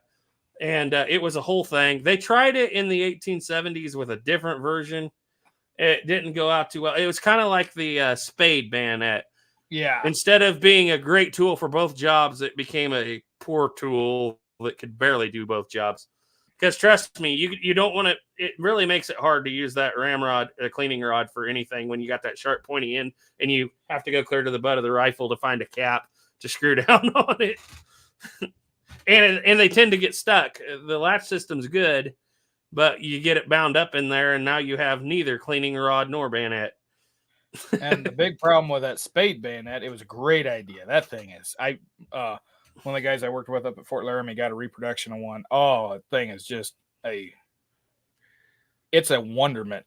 The problem is, and the big reason why the Army decided to abandon it is because I've read the documentation. It's hilarious. Yeah, soldiers found out, hey, if you leave this bayonet on the end of the gun and start digging, it makes digging easier. And so you don't know that Kansas prairie sod's so soft, you know. And so they would plug up the muzzles of their guns and go to shoot and blow the end of the barrel out. Or how about this? A lot of the guns that were sighted in and use those today will almost universally shoot high because of the way it was set on there and locked in. They pulled back and bent the barrel that direction. Yep. And I mean, it was a good idea. A little wooden insert in there so that you could use it by hand to do your digging. And it's like, no, it's not a shovel; it's a garden trowel. It's a spade, not a shovel. But when I read that, I was like, it was just so amazing to watch the watch. It wasn't even Erskine S. Allen at the point; he was already out. But the next guy that was in report on this is very interesting: shattered fore ends, bent barrels. All of them are suspiciously connected to trowel bayonets. But yeah, that's why it was an experimentation. They carried that experimentation actually on into the 1903 Springfield and tried to do it with that one too. But like I said, it worked for both, but not well. And bayonet's always nice to have, especially when you get into the Springfield, because into the 1903 and the Krag, it doubles as a knife, and you can't do that with the ramrod bayonet. So D said, on a different note, I ran into a percussion gun I had never heard of before. It's called a Whitney revolver. Very popular one. It has a top strap like a Remington, but uses a Colt style latch for the loading lever. That's because the Remington took that top strap from Whitney, and Colt did too at one point, but Whitney was first. So when everybody keeps saying that Colt copied Remington, you take a Whitney revolver and you lay it on the table. You take a Colt revolver, lay it on the table, and you take a Remington, lay it on the table, and you tell me who the heck copied who. Colt actually come up with it first, in all reality. Yep. In the 55. But the Whitney, the only thing that's different between it and the Remington, well, there's a few things different, but one of the major differences, Remington thought, I can make that barrel or the cylinder pin come out a lot easier and make it a little bit simpler to load, and that's what they changed, and then it's a Remington. Yep, and it's a patent of 1858 that's on the Remington. It's not actually part of that revolver. It's just that patent for that. And if you want to see a Spiller and Burr, that is a Confederate copy of a Whitney, down to the teeth. It's just brass instead of steel. That is one of the few brass frame revolvers. So anybody wanting to buy a brass frame revolver to get into reenacting, first figure out what unit you're going to represent before you even buy that those revolvers, and that way you get everything accurate. But Whitney is probably, or not Whitney, the Spiller and Burr is probably one of the more common ones. The Gunnison and Griswold get the actual round barrel, not the Colt copy. That would be the next. And then, the Colt 51 brass navies that are out there, their copy of what's called Schneider and Glassick. Schneider and Glassick did not make very many of them. Yeah. In my opinion, the Whitney revolver is probably one of the more underrated cap and ball revolvers. The design itself, especially, it's actually thinner, narrower, and lighter than the Remington New Model Army. Yep. And still shoots in 36, obviously, but it's a very interesting piece of history that not a lot of people tend to talk about. Whitney is always getting the back burner. He made excellent shotguns. He made excellent revolvers. He made excellent walkers. Yep. So Desert Boy said, saw a 32-20 1898 revolver. Did that caliber go further back into the 1800s? 32-20. They have a lot of those oddballs start coming out 1880s through the 1890s. I want to say like 1883, but I don't know without looking. But I know it was chambered in the 73 before the 1892 was around. Yeah, because that's when, after Winchester releases the 4440, they realize the bottlenecks had been around for a little while before then, but they start to realize that bottlenecks, you don't jam up your actions on your lever actions as fast, and then create more pressure, more velocity. Yep, they're good rounds. So, but no, bottlenecks really start with the Spencer cartridges, and they have some bottlenecks that makes you wonder, how did they not blow a barrel? If you was to load that with smokeless, you probably would blow a barrel. Yep. The prime example is the 3856 Spencer. That bottleneck on that one that I seen goes up, does this, then goes to the muzzle. It's almost a 90-degree shoulder. Yep. You'll say it didn't catch on. I don't think they produced too many of them. And then they had the 4656, which that one narrowed in, but not as steep.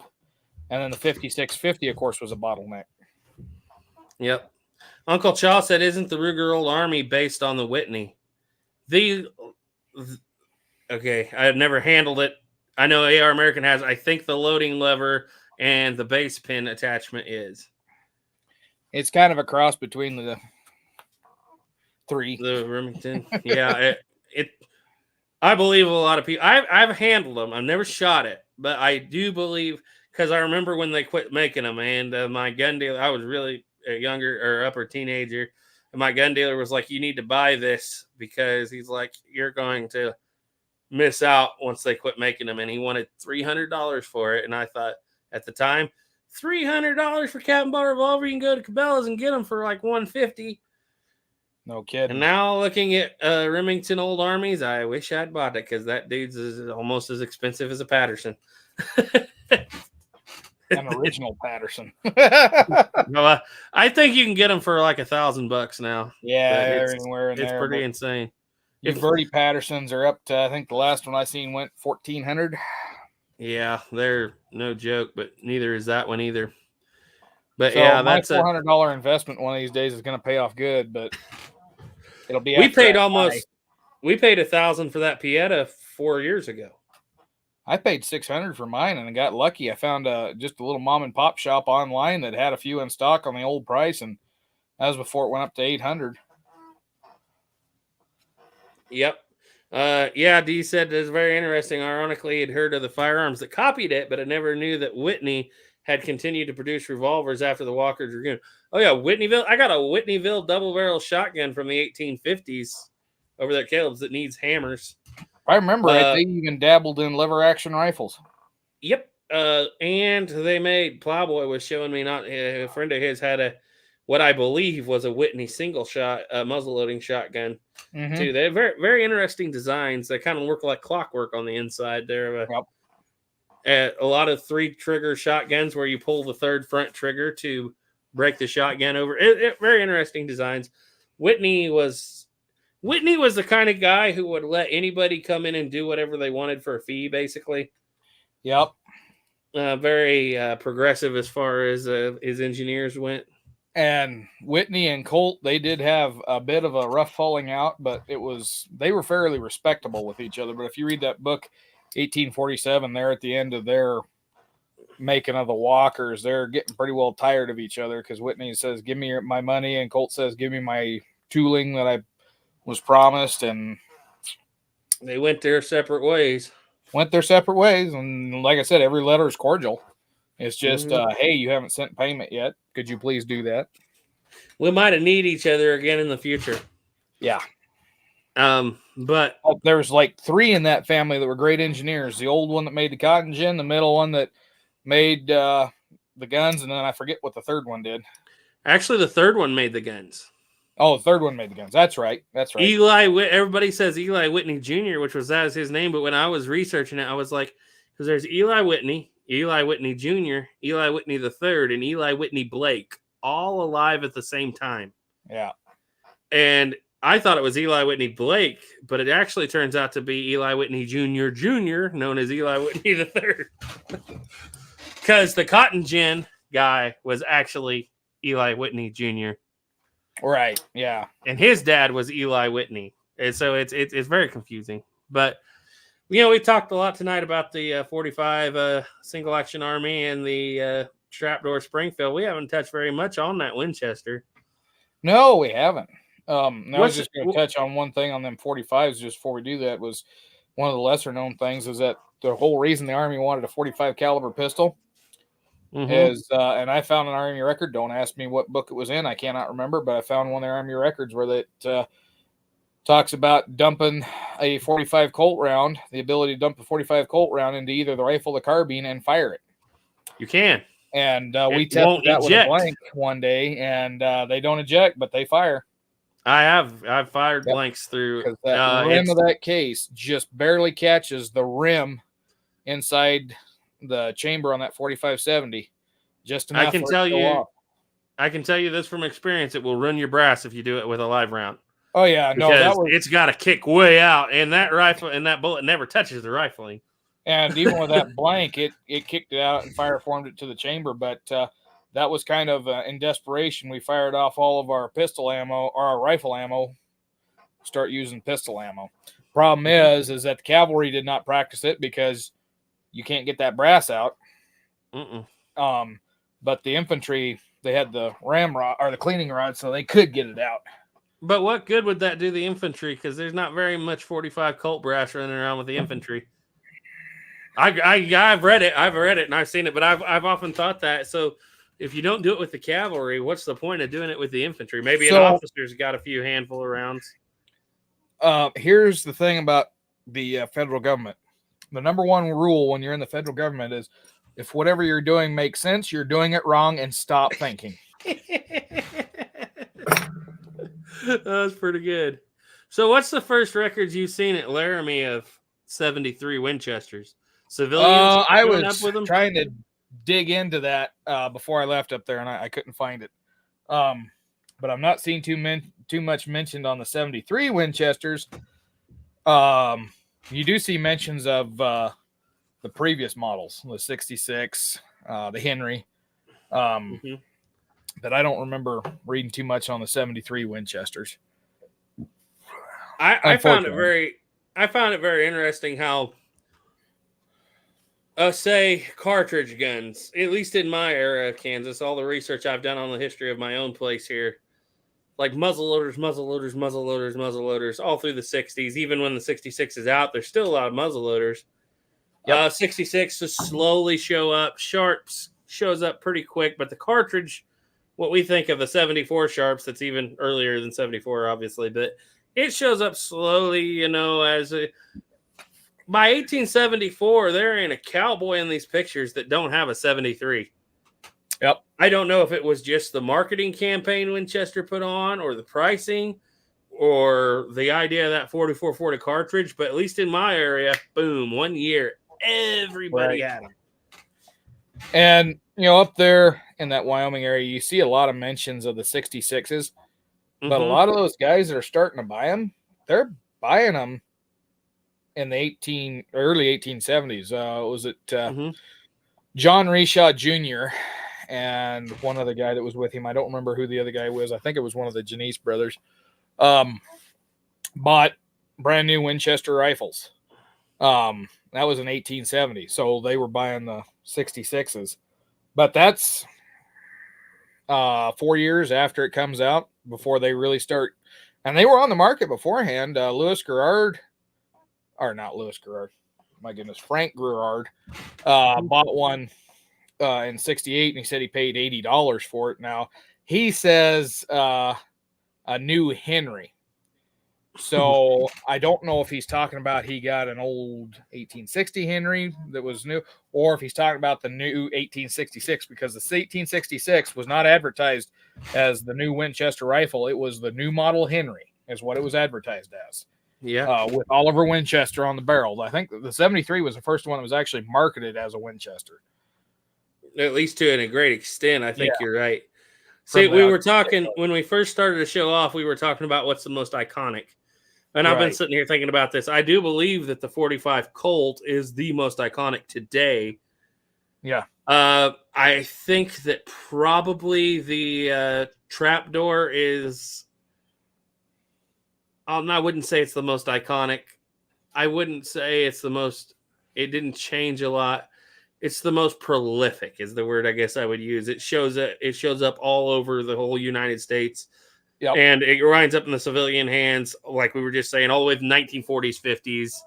And, it just hangs on. I think, though, that the Winchester, even though it's a repeat of a design, is the most revolutionary and important to its time of the three, as far as civilians go, anyway. Now, if you look back in the day back then, the Winchester was probably going to be more popular. Because if you look at Colt sales, prior to them adopting the 4440 round, Colt sales not good, not that great on the civilian market. I mean, they're not terrible; they're just not great. But as soon as they start chambering the 73 single action and 4440, and now you have a rifle and a pistol that can shoot that same cartridge. Yeah. Suddenly, sales just start to skyrocket. Yeah. Well, historically, 4440 was certainly more popular than 45 Colt in some regards because you could chamber it in rifles and pistols. And Winchester never once tried to chamber it in 45 Colt. And we've had this discussion before, and it all comes back to that straight-walled case and that action, foul it out. But that bottleneck, they don't foul out. Yeah. Just so you guys know, I'm gonna see if I can get this in the light. This is Colt's productions of those years. Whoops, wrong hand. Turn See it a little 72 bit. and 73. It falls off the charts. Yep. It doesn't hit up here and bring back the money until 75, and I'm pretty sure that's when that 4440 gets introduced into the cartridge. I might think be wrong. That was the first year they sold the 5.5 inch barrel, wasn't it? Yeah, it's when they started finally catching up and getting civilian. Yep. But you also have to bear in mind this is the panic of 72 and 73 when that thing Yeah. falls off the face of the earth. And So- so That's the Yeah. other thing too to keep in mind when I talk about Frank Gerard paying $80 for a brand new Winchester 66. yep. At that time, the country's in economic turmoil, and he's out in Montana. Basically, he's a mail carrier at that point. So the price is already going to be inflated because of where he's at, plus with the economy the way it is. So that rifle is probably $40 back east. It's going to be $80 out here. A Colt Navy cost you, what was it? Back east in 1850s. Oh, They the were- Navy was Yeah. it's like Can't I have to think off like It was like- 1850s. It's like says I want to say $17 on the civilian market. something like that. It's for close that to one. $20. 22 for the Dragoon Yeah, and You go out- 17 I think for the right. I can't don't quote me on that. It's been a long time since I studied it. So yeah, we'll figure in the ballpark of $20 back east is what you're going to pay for a 51 Navy. You go to California, you pay $125. You come through Fort Laramie, and you're going to pay somewhere halfway in between that. So that affects the price too. So when they say that you could buy it at this price, that's not what these guys were often paying for when they would buy it, especially out here in the West, because that freight's going to get taxed on. Whatever guy's selling it, post settler at a fort, trading post, Yeah. whatever, he's going to tack on his percentage. And so you could be paying a good amount of money for one of those. Yeah. So just remember, MSRP is manufacturer's suggested retail price. That's Yep. what Colt had on that list, was a manufacturer's suggested retail price. The actual price is often quite a bit different. Thankfully, in these days, most of the times it's a little bit lower, but if you find the right spot. But out here in the West, yeah, you could pay quite a bit of money for one of those. Yeah. I don't know if this is correct. I was just over there looking. It says Wikipedia anyway claims that 1877 is the first year of the Colt Frontier model in 4440. Okay, yeah, there's probably some truth to that. What's that chart say for 77? Oh, that's in the. Let's see. A page is about to fall out of this book. It chart says that 77 it was actually low, but it came shooting back up in 78. So 78 is probably when they start hitting the market. Yeah, this is 78, and it gets up there in the black and stays there by 79. But you also have to remember, civilians with single action armies in 77 was rare because they were still trying to keep up with the army contracts. Yep. So not every So- cowboy had one. By the 1880s and 1890s, yeah, every Yeah. cowboy probably, or most cowboys had a Colt. But the 1870s, they're still hard to come by. And dragoons, it's the same thing with the dragoon revolvers. They really don't start seeing surplus on the civilian market. Civilians walking around with them until you start getting the late 1850s. Chris Klein wants to know, Sleepy Leap, see you later, Sleepy. Thanks for watching. Chris Klein wants to know what would the prices be in 73? I don't know about the other two. Snapper probably does, but I do know that obviously since the military is making the Springfield for themselves in 73, they're making them for right around $5 a piece. Still actually using some the butt plate, the trigger guard, and some stuff from the Civil War still, even on the model 1873 rifles. Yeah. You know, So what was the cost of a single action or a Winchester, you think? If I remember right, Colt was selling the Army single actions. What was it, 25 a piece? That seems to be his standard across the board. Was like, Yeah, uh, it was. Oh, see, But if I remember right, I got the price, but it's over here. the one that I can definitely remember off the top of my head was they said something like it was $45 or $35 for a Winchester. And that was kind of getting into the cowboy era, and $17 for a Colt single action Army. Prices. Colt's target revolver of 96. Let's see, that's an ad. I gotta go back and find the prices. I got it right here, guys. Just give me a second. I'm sorry, I always have to do this. Single action Army, be under S. I'm going to read off one of these comments here. Eric M509 says he just watched the Nick Cage Western Butcher's Crossing. Used the sharps and a trapdoor to hunt buffalo with. I want to see that movie. Not bad enough to pay $20 to see it. Because what I saw in that one trailer when he's loading bullets and he's got the case in one hand, the bullet stuck in the mouth, and he's got a little mallet there that he's just wailing to seat that bullet down in there. No. Yep. Prices. Because even though he's shooting, depending on, and I don't know what year that's supposed to take place in, but obviously it's going to be 1870s or 1880s.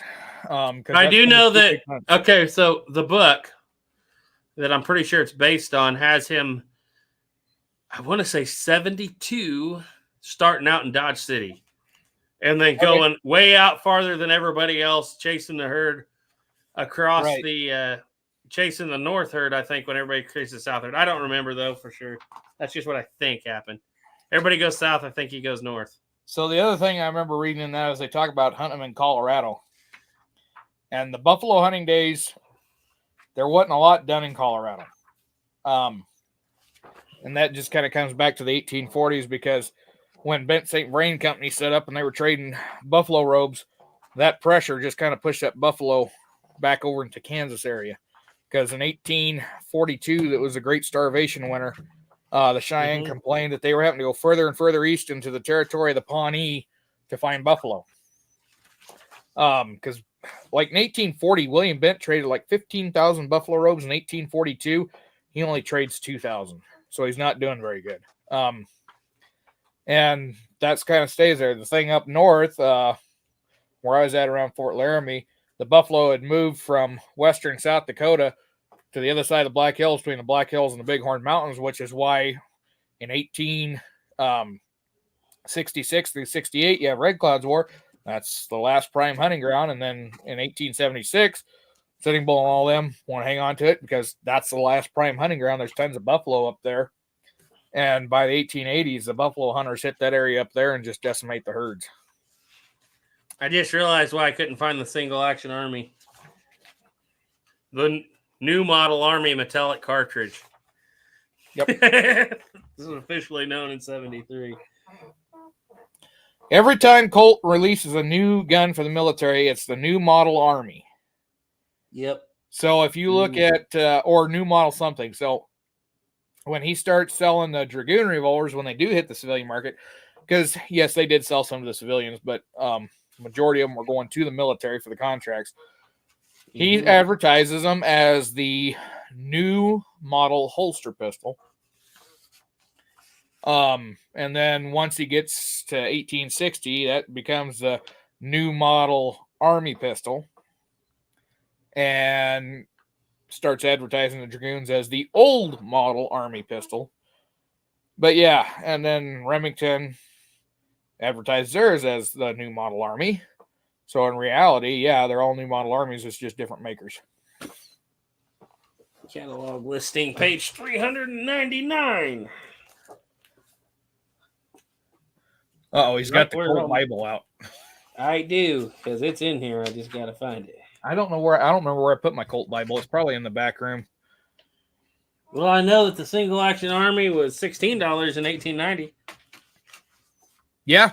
$16, $17. That's about average. But I think it's more than that in...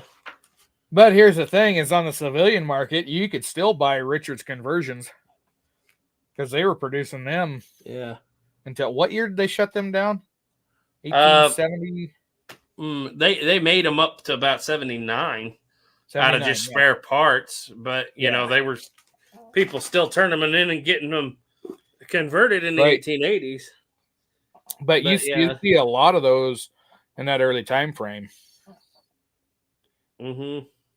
And I remember reading somewhere where they said it wasn't uncommon to find an open top of some sort with the butt beat up because cowboys would buy it and use that as a hammer to fix fence. Yep, cheap gun. Yeah. But Bing's that Remington has a top strap. It makes a better hammer. All right, June 27th, 1873. Ordnance notes. Colt's new model Army metallic cartridge revolving pistol had advertisement said it has been adopted by the War Department for cavalry service in the United States. Caliber 4.5 inch, price $20 in 1873. I wasn't too far off. I'll be right back. I got to make a bathroom June stop. of 1873. So, all right, guys, let's get a few more of these read, and then, well, actually, there's not a whole lot more to read, but we're actually gaining people. We got 52 in here. So, if you guys have any more questions or comments or want to correct me on anything, throw it out there in the comment section. Be glad to read it while Duke's gone here. Sorry, Snapper had to dock out. Hope you guys are enjoying these chats. We're talking, obviously, about the 150th anniversary of the guns of 1873. We've dedicated quite a bit of time to the Colt and the Springfield, but not a whole lot of time to the Winchester. Hopefully, we get to talk a little bit more about that when he gets back. D said, I do know that rolling blocks dominated in Latin America. What was the handgun equivalent for that region back in the day? A lot of single action Army Colts, actually. But here's the thing with those armies, handguns aren't, especially with the poorer militaries that are buying the surplus rolling blocks and stuff in South America, Latin America. Handguns are going to be what they can get and where they can get it from. Probably like take Australia, for instance. Even their militaries and police forces are still using cap and balls in the late 1880s. A lot of times they put emphasis down there on the handgun. However, I could be very wrong. I don't know a lot about the Latin America handguns. I do know that they, like you said, they use a lot of rolling blocks. I do know Mexico a lot, just like Belgium, a lot of copycat Colt cap and ball revolvers, including Walkers, were made in Mexico all the way in the 1850s and 60s. So, how long was Colt selling percussion revolvers? 1872, unless it was a conversion, all those lines stopped. And I believe the last ones rolled off if you go back and watch my series on the history of handguns of Colt, the last 1862 pocket navies roll off the line, I think, in May of 1872 or 73. Most of them quit in 72. Yeah, I think 73 is listed as the last year of production for all the cap and balls. Yeah, and most of them actually quit. They quit producing in 72. So it's the most popular ones were the ones I think they hang on to the longest is the 49 pocket and 51 Navy. Yeah, and actually the production lines for those shut down in 72. I know that. Oh, okay. But they're still selling their back. The difference is when did they stop producing them as to when did they quit selling their back orders? True. They still posted them in a lot of catalogs. People like Kittredge, Bannerman, people like that came in and bought them for pennies on the dollar and sold them for years after that. Bannerman sold them in the catalog clear into the 1900s. But I think Colt pretty well liquidated them to make room for their single action Army, their new Model 22 line, their house pistols. All of these were already, their Derringers, all of those were already in cartridge by 73. Right. Let's see.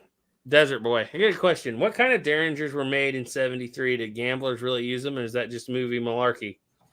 Well, Derringers are actually very popular. I got two of them back there. Yeah, Derringers go back to. So I'm trying to remember the exact story on it. There was a guy named Derringer, 1R. and he produced small pocket-sized single-shot pistols, true pocket pistols, in Philadelphia. That's why they're also known as Philadelphia Derringers. Same type of gun that killed Lincoln. Mm-hmm. They were so popular that other companies started producing Derringers and changed the spelling of the name to get on the market because people wanted Derringers. So the Derringer actually refers to any small pocket-sized pistol. So we're not talking like the Colt 49 pocket. That's not a Derringer. It's too big. But yeah, they were popular. Were they useful? About across the distance of a card table. And so that's one of the reasons why they get noted with gamblers, is because of that small pocket-sized shape. But in reality, I don't know if every gambler used them. I really haven't read up much into it. But yes, they were very popular. So I would expect that some gamblers got one. This book, There 41 you go. short rimfire, the deadliest round in the West. Yep. Now, I don't know how much of this is true. I can't verify this guy that well.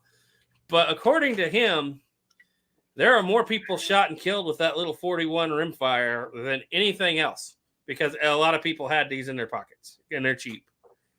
But I don't know if they're, like you said, I don't know how prolific they are, but to actually title your book 41 short rimfire, deadliest round in the West is pretty bold. Thing of this, them small little guns like that, they may be deadly in the fact that they kill a person, but it may not be immediate. Because back in the day, the number one killer of soldiers during the Civil War was not bullets specifically, it was infection. So yeah, once you break the skin to the extent that a bullet does, that leaves a lot of room for bacteria to get in there. I actually have 2 original boxes of Derringer 41 rimfire ammunition. Are we going to shoot that Just, sometime? Or Ought to, just for comparison. That is the 41 rimfire. It's a little bitty dude, but and it's going about 400 feet per second or less out of those little barrels. But it's pretty prolific.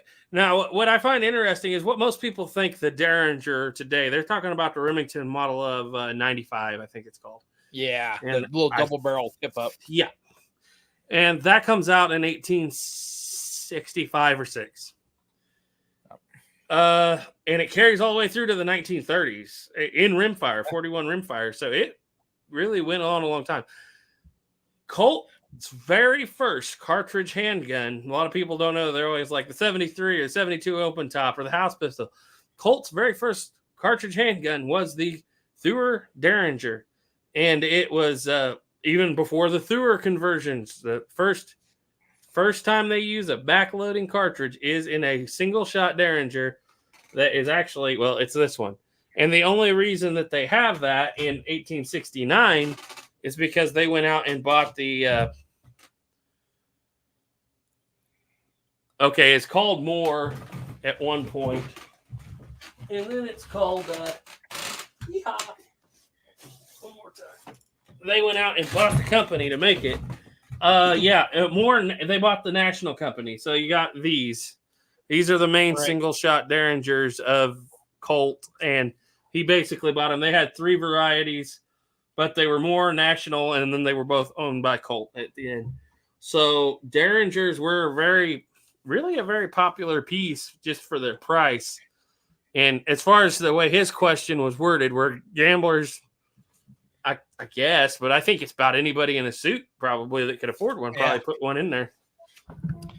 And keep in mind when you're sitting there at the poker table, you don't really, and I'm sure there was plenty of people that did, but a big belt pistol, you might not be let into that poker game if you're wearing it, but you can put one of those in your pocket and it's concealable. Yep. Unless you're Why can I think of the name? Wes Harden got an 1860 Army with a cut-off barrel like an inch away from the cylinder. Yep. It's not that And also concealable though, keep because in it's still got mind- the grip. Arkansas toothpicks were another Mhm. popular thing amongst gamblers. Yep.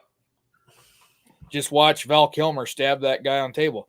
Are we not friends anymore? If we're not friends, I just don't think I could bear it. And actually, Colt was fairly successful with, well, for one thing, their little 22, but they also had that house pistol or that cloverleaf, Yeah. basically a 4-shot Derringer revolver in 41 rimfire.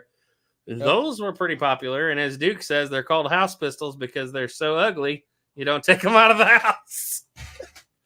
I kind of think they're cool. If you guys never seen one, I got one back there, but go to YouTube and look up our channel, look up our Colt house pistol or cloverleaf.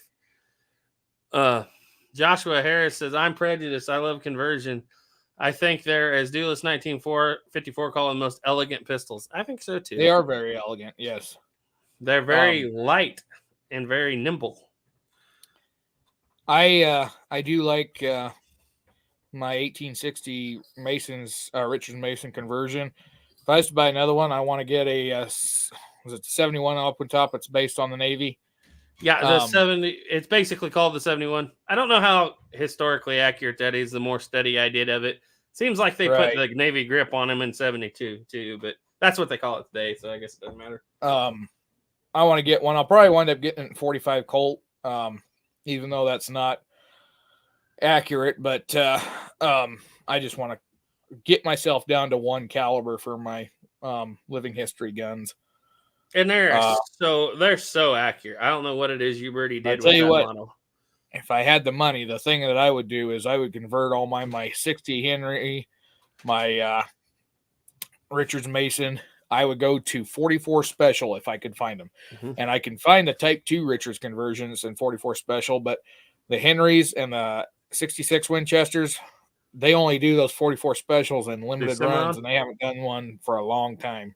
Well, you can get that 72 and 44 special and get it pretty close. Yeah.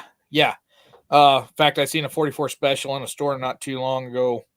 But the problem with that Richards Mason Type 2 is they want a little bit too much money for my taste. But one of these days I will have one. The last one I saw was at $775 for a Type 2 in the store. And I was like, holy cow, for a replica. Things I may not be doing living history as much as what I used to. It's kind of a bit much to spend for that thing. I kind of hit the stopping point on the Colt series, which I'm going to get back into it someday. But after that, I was like, I've literally spent every penny on this series for the last how many years. And I was like, man, it's just getting so expensive to try to keep up with it. Especially if you want all the conversions to do it correctly. There's a lot of conversions. There's 4 different variations of pocket pistol conversions. Just pocket pistol conversions. If it was me, Garrett, I'd cram it into one movie or one video, but make it a little cheaper. Yeah, but you still need a variation of each. You need the Type 1, you need the Type 2, and the Type 3, and at least one, or probably mainly the 2 major variants of the pocket pistols that are different, such as gated or not gated pocket pistols. That's a big deal. People don't, talk about. But there's a non-gated pocket pistol, a gated pocket pistol. There's a Thur pocket pistol. You can't tell the conversion story without the Thur, and that's a pricey thing because you got to have that made. Yeah, and I forgot what he's up to, but it was a lot. Because I inquired about it when he first started doing those conversions, and at that time I could do it for about $350. Yeah, yep. But now that he's having to build everything, Plowboy, hey, local dealer has a new Navy gripped open top 44 special for a while now, mid-5 price range. That seems about right for the 72. I don't know why they want so much for that second type Richards conversion, but man, it's incredibly expensive nowadays. Well, Plowboy, I wish that was your gun dealer was a little closer to me. Yeah, I'm kind of 44 special these days. I kind of like that cartridge. myself. Yeah, if I was to get it, I'd load it light. I'd load it black powder equivalent. I don't need to get crazy with it. Yeah. But Get you, I would love to have, because that test we did with the Henry, where we're shooting the 45 Colt with the 44 Henry equivalent velocity and everything. I like to do that again with 44 Special, because 44 Special is actually a little closer to the It is. Henry round. Yeah. And I still think they've changed the twist in that rifling so it shoots faster 45 Colt better than the original weight. But maybe with the more sectional density, maybe with a little longer bullet in that 44 Special, because you can get one that weighs the same. It's going to be a little longer. Right. Might grab that rifling better. Who knows? That is a very good point.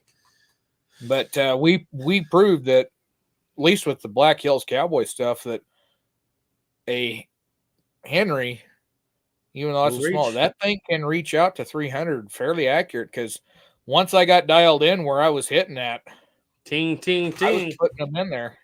Now, for whatever reason, with the Plowboy loads, it did not like those Plowboy loads one bit.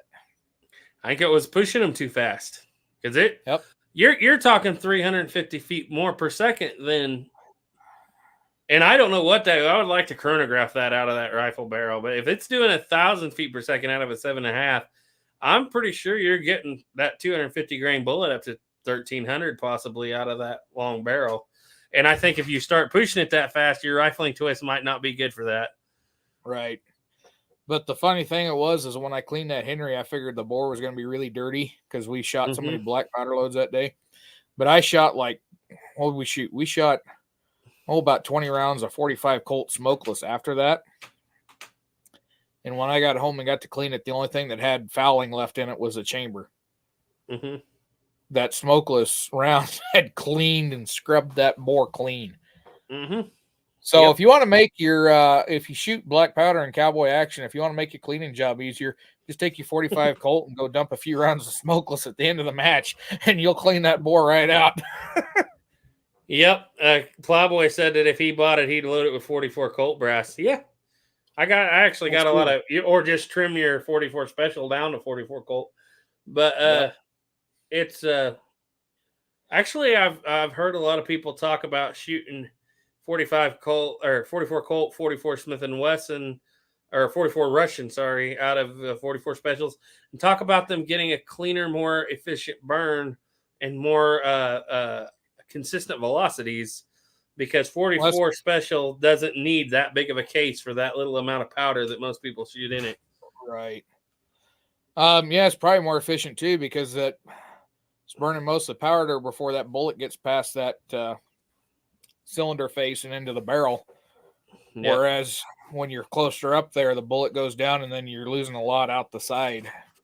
Yeah, and Plowboy said, but I'm going to keep my replicas single actions in 45 Colt. I got to agree with you. That's just it's such a versatile cartridge, especially in black powder. Yeah, I got one. Like I said, my 4440. 4440. I'm thinking about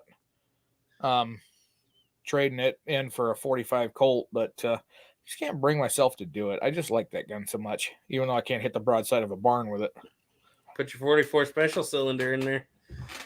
It'd be a pretty. I mean, by the time in the 19-teens and 20s, they were chambering it in 44 Special. Colt was make you pretty good, since it's a Cattleman 2, right? Cattleman 1. It's got the plunger. Yep. So it would be a pretty good replica of a 1910-20 single action Army then in 44 Special. Yeah, when I come out there, I ought to try that and see how it does. I got a little jar of 44 Special up there, about 550 rounds in it. Yeah. They're not loaded too hot, are they?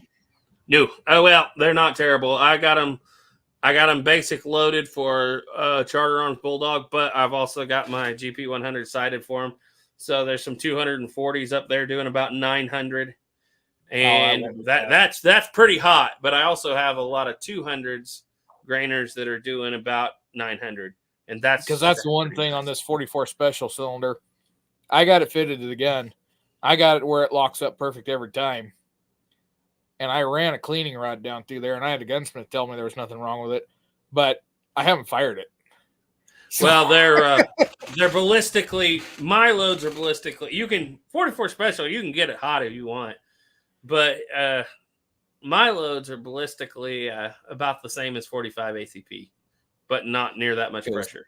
There's that cylinder. You can see the silver on the back of the teeth. I had to file because this cylinder would not go on the gun. I had to file these teeth down. I had to file that front bushing down to get it to even go in, and it's still a little on the tight side. Yep. Then I don't know how well you can see it.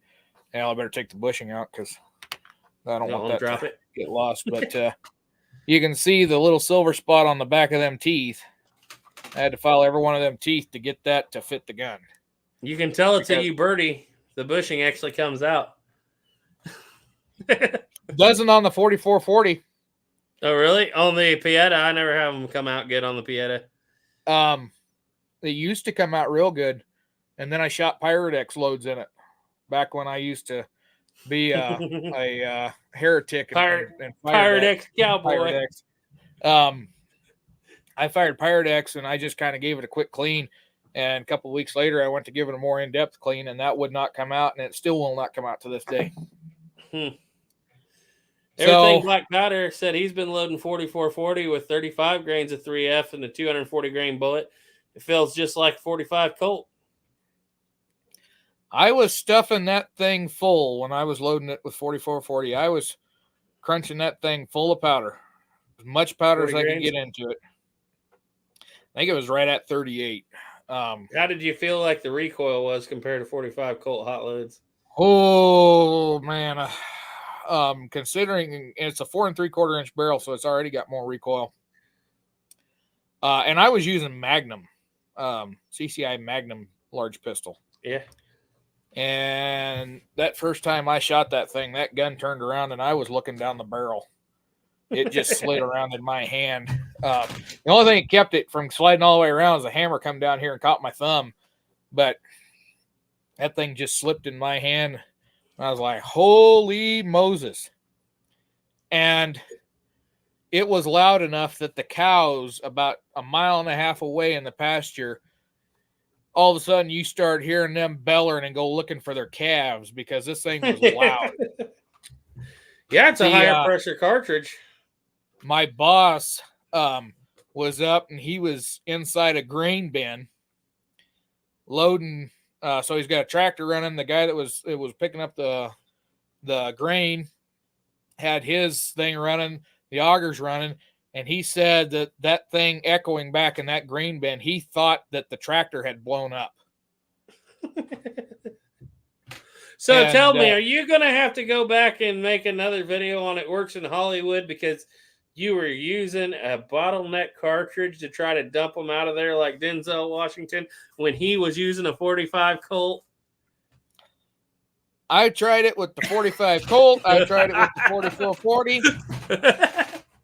And here's the thing. The armorer on that was the guy that was the armorer for that movie commented on my video. And he said, Denzel did all the tricks. He said, but we use weighted undersized brass for that scene. There you go. He said, we had a little bit of lead in that brass casing. And unfortunately, he must have deleted his YouTube account because I cannot find that comment, but it was there. Because I think he said it was 44 special brass, but they poured lead in it, and when he opened that and spun it, they just right on out. Yep. Eric M509 said just picked up Buffalo Bore 44 special 200 grain hard cast full wad cutters. Supposed to do 1,000 feet per second for my flat top busy Blackhawk. Yeah, I think that's a 4 5/8, unless or 5.5. What the Blackhawk is. The ones I got that are doing out of the Charter Arms Bulldog and my GP 144 special, both of them 3-inch.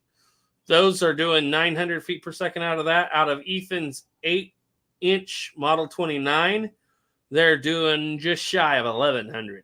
So there's a lot. There's when you get down to 3 inches, there's a huge drop off in FPS.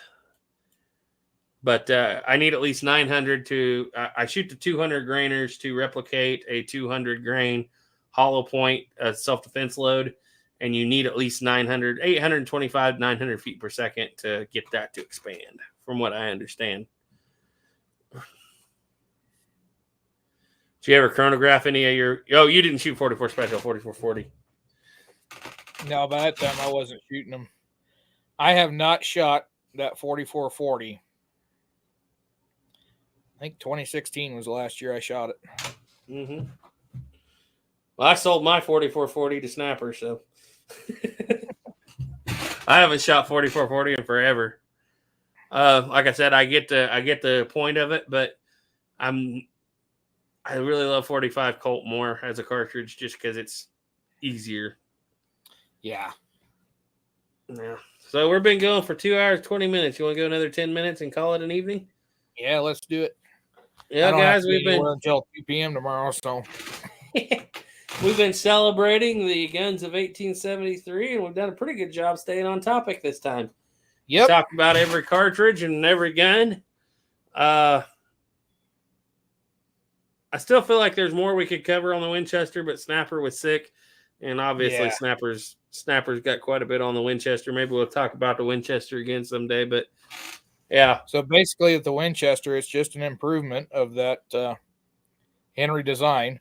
So the 66 improved a lot of things with that loading gate.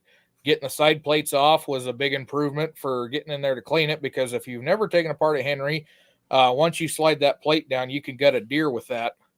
So if you ever forget your knife at home, just take the side plate off your Henry and you can gut and skin a deer. So the 66 is held in by screws. You take the screws, it pops off. You can get in there and clean it. Still had some shortcomings. And so in 1873, the big improvement was those side plates now are out and proud. They stand proud of the receiver. And then you put a dust cover in there. And then you also have the lever safety, because the Henry and the 66 can go off out of battery. They can go off with that lever not all the way down, because the thing that's pushing that hammer back, it's not a bolt pushing that back. It is the firing pin extension. Mm-hmm. So to keep that hammer from coming down too early or riding down and going off, they've got that little safety nub under there that hammer can't fall until that lever is closed and you pull the trigger. And I played around with one guy 73, and his is a Uberti, but it was a little bit stiff on that safety, and you really had to clamp down to get it to go off. Mm-hmm. But I was sitting there playing with it one day just to see if that could go. And yeah, if you brush that trigger on the Henry, which, the 66, the action's still the same, brush that trigger, it's going to come down and it'll whack that firing pin. And once that case is locked in on that follower, it can hit that and it'll go off prematurely. Yep. But those early Henry rounds were so sensitive that it could go off just slamming the lever closed too. Yeah.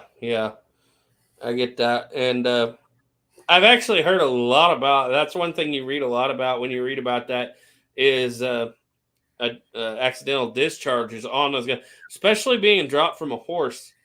And to be quite honest, that actually played a role in the military itself not adopting it for the cavalry, as they didn't consider it drop safe. Yep. It is, by the time the 73 came out, they were already well on their way to a single shot carbine, which they wanted anyway. Right. But drop safety was a big deal for them, and one of the reasons eventually, even in the Colt, they went to the 5 cartridge load. Because I don't care who you are, people like how you drop your gun that much. Well, you can drop anything on horseback. Weird things happen on horseback. Yep. And I was talking to your friend up there at Fort Larned. I can't think of his name now. The guy you know pretty well. Pete. And we were discussing the adoption of the trapdoor carbine over the Winchesters. And his take on it was, every trapdoor you ever seen that's original from that period and has not been refinished, the forestock on the bottom is beat up. and it's true on all the ones I have. And in reality, on the Henry and to some extent the Winchester out past the forearm, what you're beating up there is your magazine.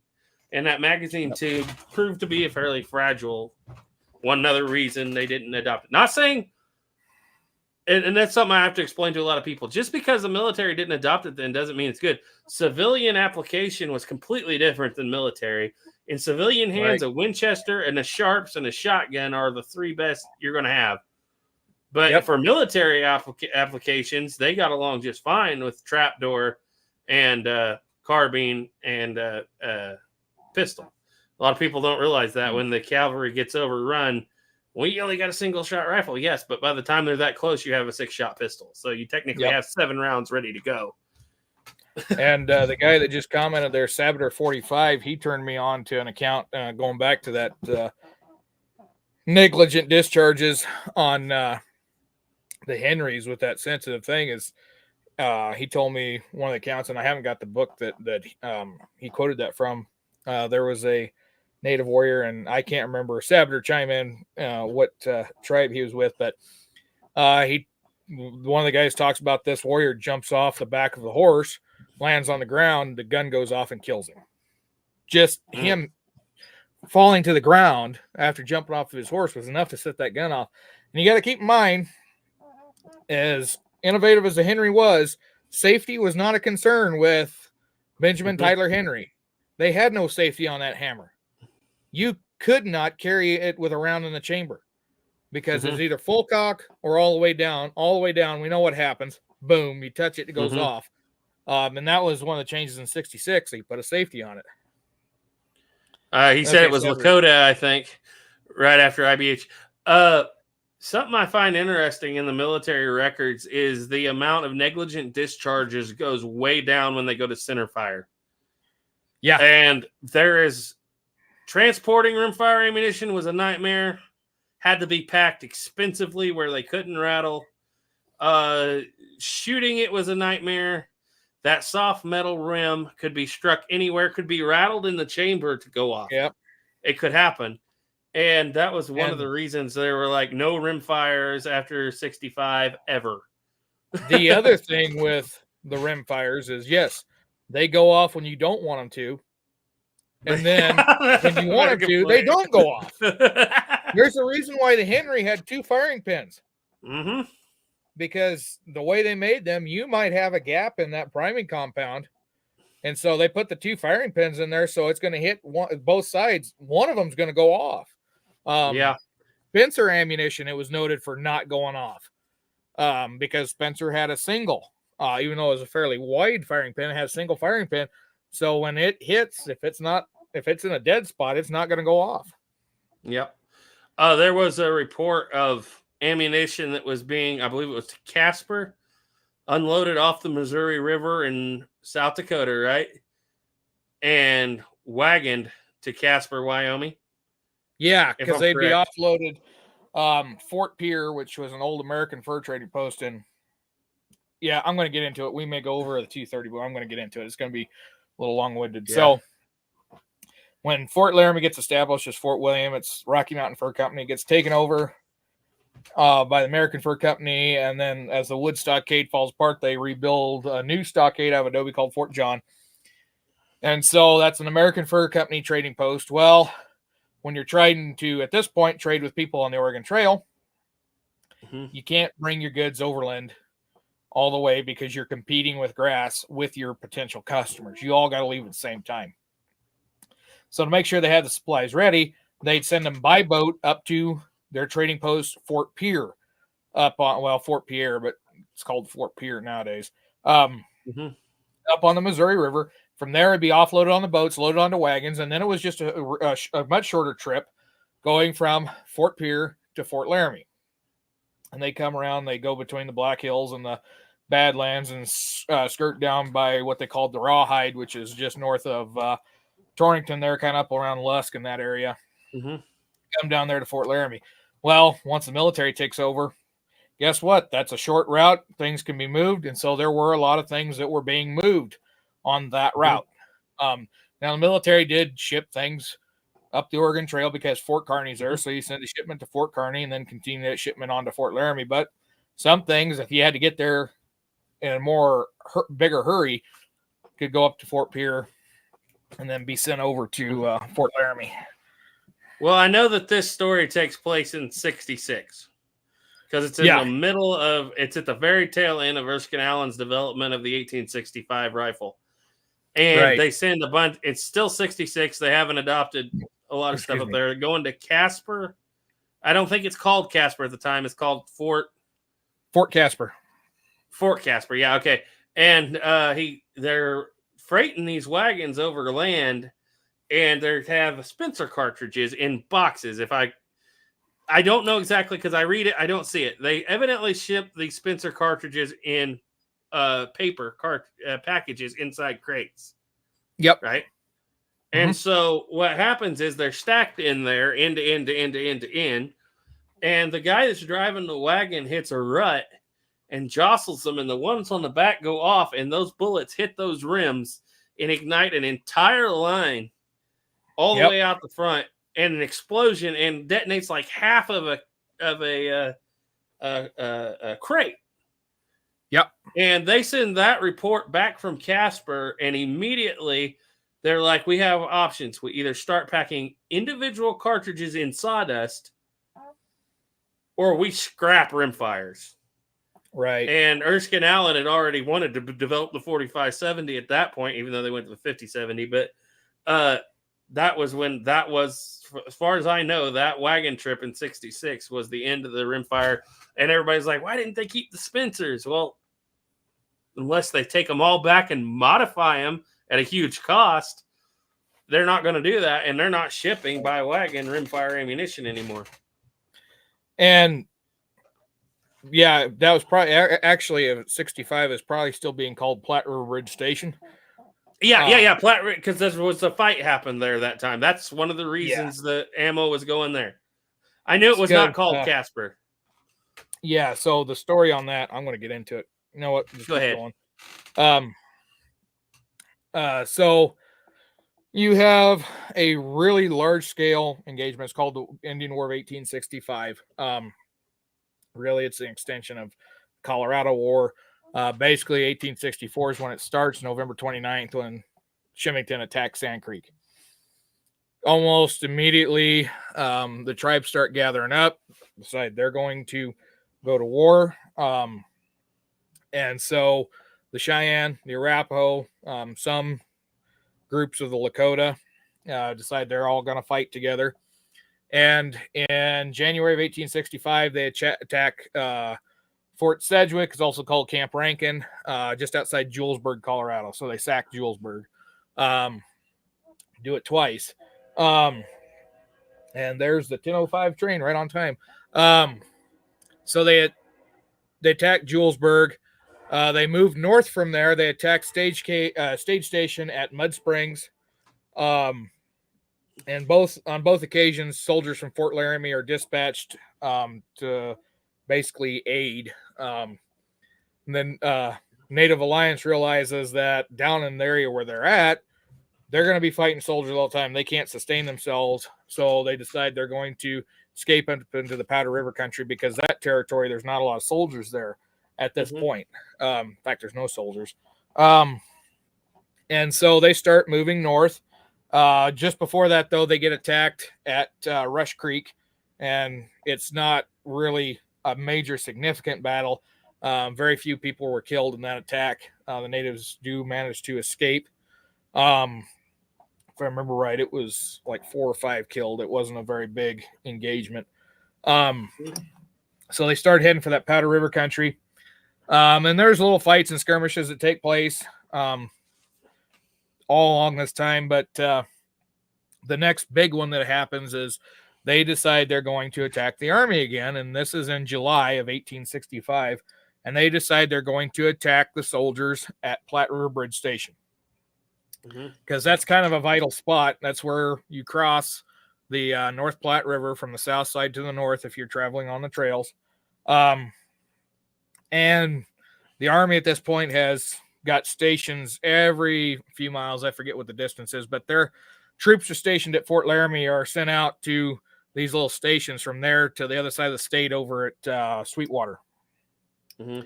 And it's units from the 11th Ohio Volunteer Cav, 11th Kansas Cav.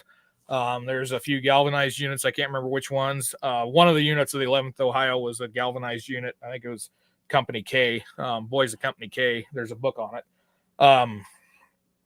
So in July, they attacked Platte River Bridge Station, and it's not a major fort. It's just a handful of troops, 10, 15, 20 troops. There's just a handful of buildings. And if you've never been there, the city of Casper has rebuilt that place. And I think they've got all of the buildings rebuilt, just as they were from drawings and such. So the Native Alliance attacks from the north side. The problem is they can't get across the bridge because the soldiers just happen to have a howitzer and they can kind of keep them back.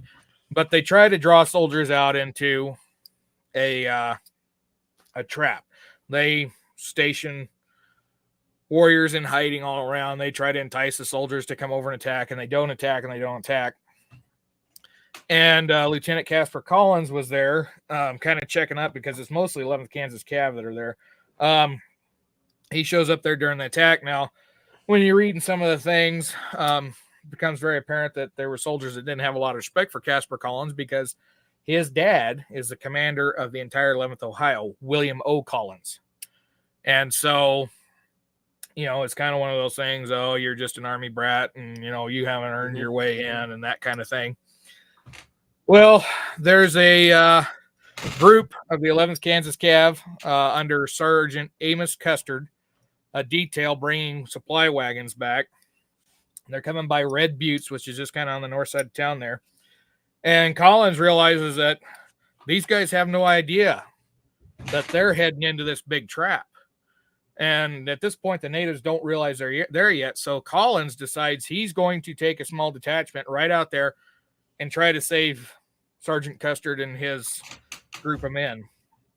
And as soon as Casper Collins gets on the other side of that bridge, the natives attack all the way around. And the soldiers on the backside say they see Collins firing his pistol, and suddenly an arrow lodges itself right in his forehead. He slumps in the saddle. His horse turns around, runs back across the bridge, and he dies. And then Custard's men mostly get wiped out because then the natives realize that they're there, and they have Custard's men have no chance. They've got no defensive line. So they try to get across the Platte River, and a few of them get away, but most of them are wiped out. But it was after that it gets renamed as Fort Casper. Fort Casper College. Yeah. So that would have been in Now, 66 when the change comes to the name of Fort Casper. It was not too long after that. Okay, because I just had a question for you because like you just described it as such a small fort. I see these records though of I don't see it for Platte River Bridge, so it's obviously 66 or a little later. They talk about actual shipments going directly from the river though to there, which confuses me because you would think a small outfit like that would they would go to Laramie or somewhere first and then they would catch whatever's left or be resupplied from there.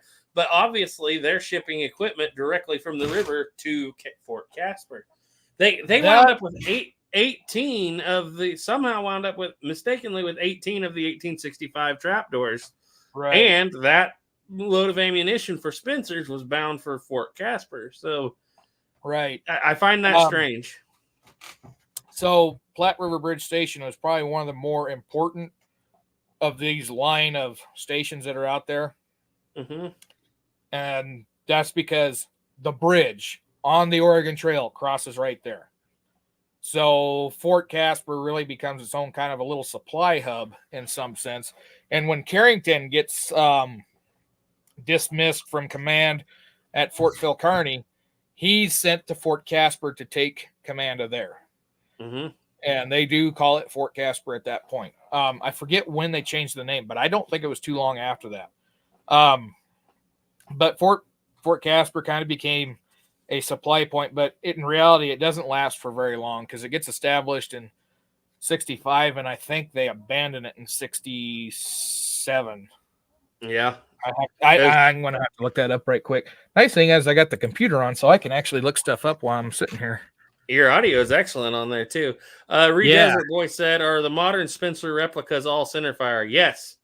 And as a matter of fact, the originals, they sell a block that'll slip right in them and make them centerfire. I need to get one because I have, or Caleb has, an original Henry rimfire over there. Okay, let's see here. And I need to get it put that block in it so I can shoot centerfire. You're not converting, you're just changing one piece. 1867, because they moved the garrison to Fort Fetterman. That's what it was. So when was it known as Fort Casper? Let's 56? see. Because the way it's built now, it's built when it was Platte River Bridge Station from 1863 to 1865. So apparently it got named that. Let's see here. My records are all 66 on this deal. It's in the book, the Erskine Allen book, that one real expensive one. Because it was the bridge it was there. It was actually John Reshaw Sr. I heard of him. Yeah, he built a bridge there. He'd built several bridges, but apparently his first bridge collapsed on the first wagon that went across it, and thankfully the river was shallow, so the wagon didn't lose the wagon, but well, somebody had to be the guinea pig. Collapsed. Let's see.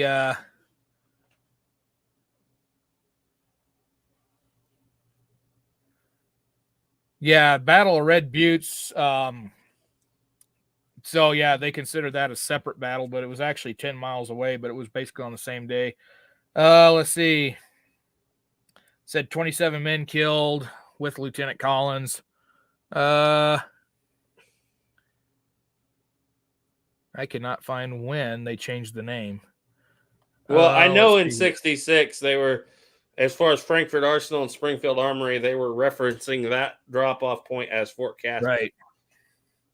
So definitely, yeah, it was definitely after 65, or after Collins was killed. So somewhere between late 65 and early 66. But they don't get much into it.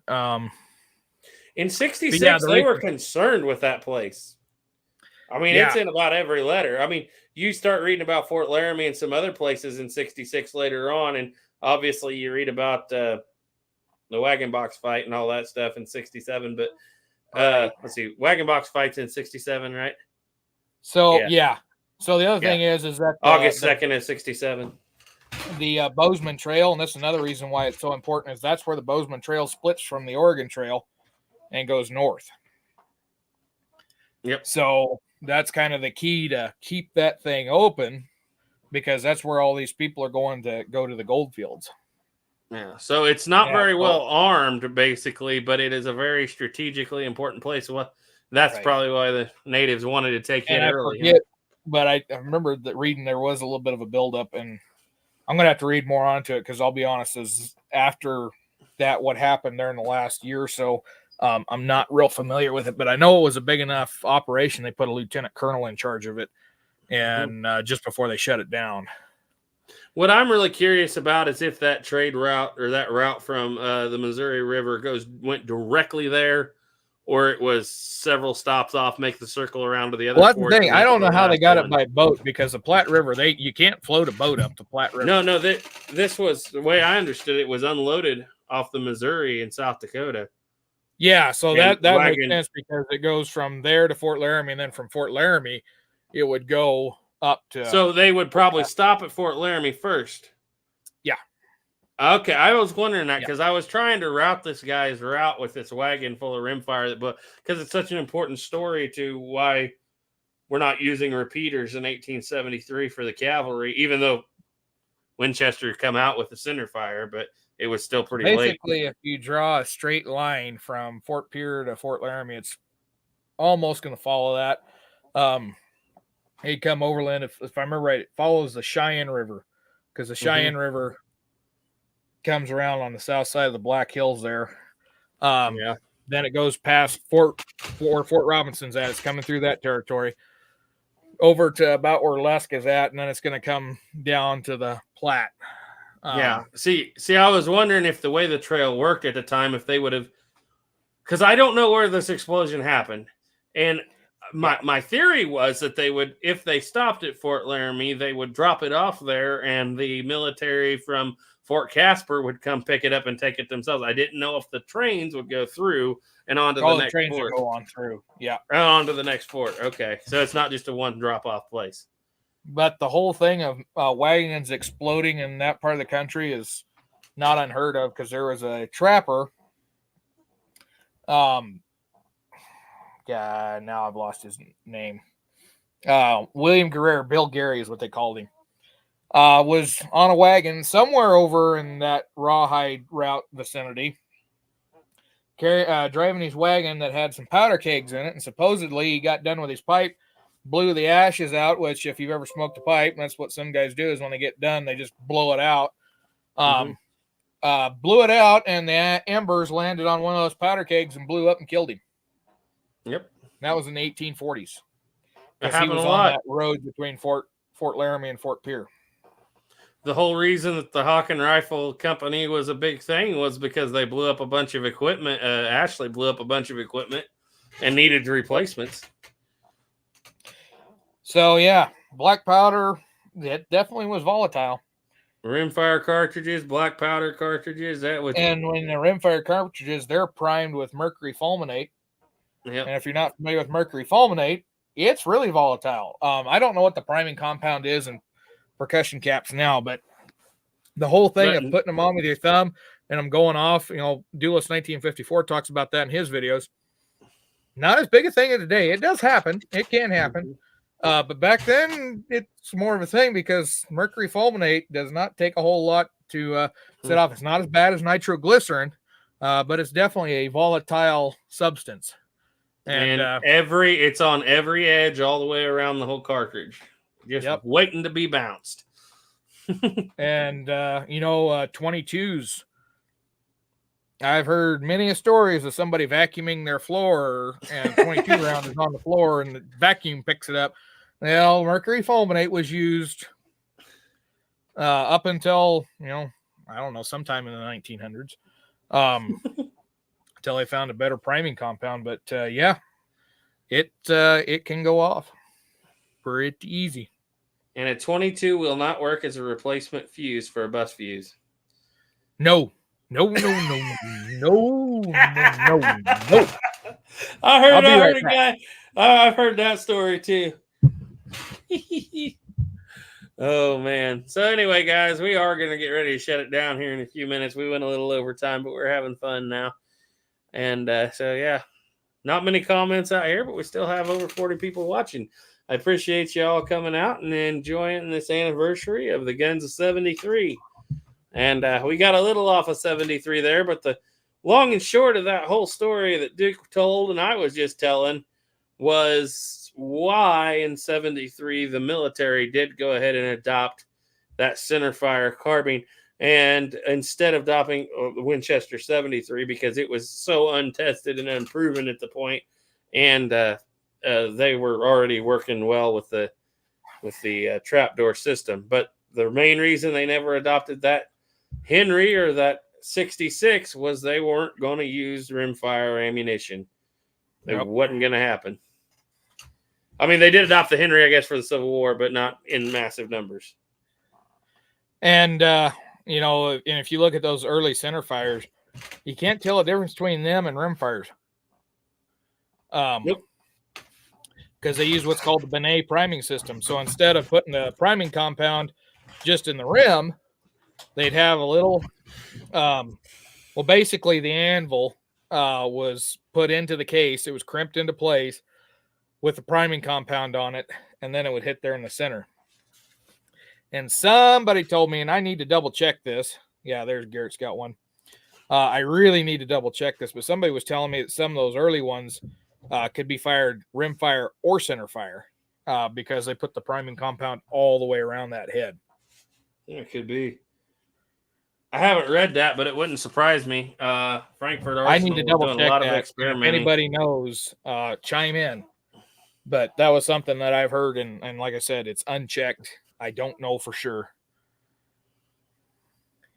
Yep. Chris Klein said, "Hey Duke, who made the grips for your 1911?" I found them online. It was a guy out of Utah. And I only paid $150 for those grips, because if you order them from some of the more reputable, well-known companies, you know, you're paying $300, $400, $500, $600 depending on what quality and grade. And if you get sandbar stag versus elk, these are elk that I've got. Come from a guy in Utah, and I cannot remember his name. And I wished I had done a video on him, because I'd like to promote his business. They're so well made.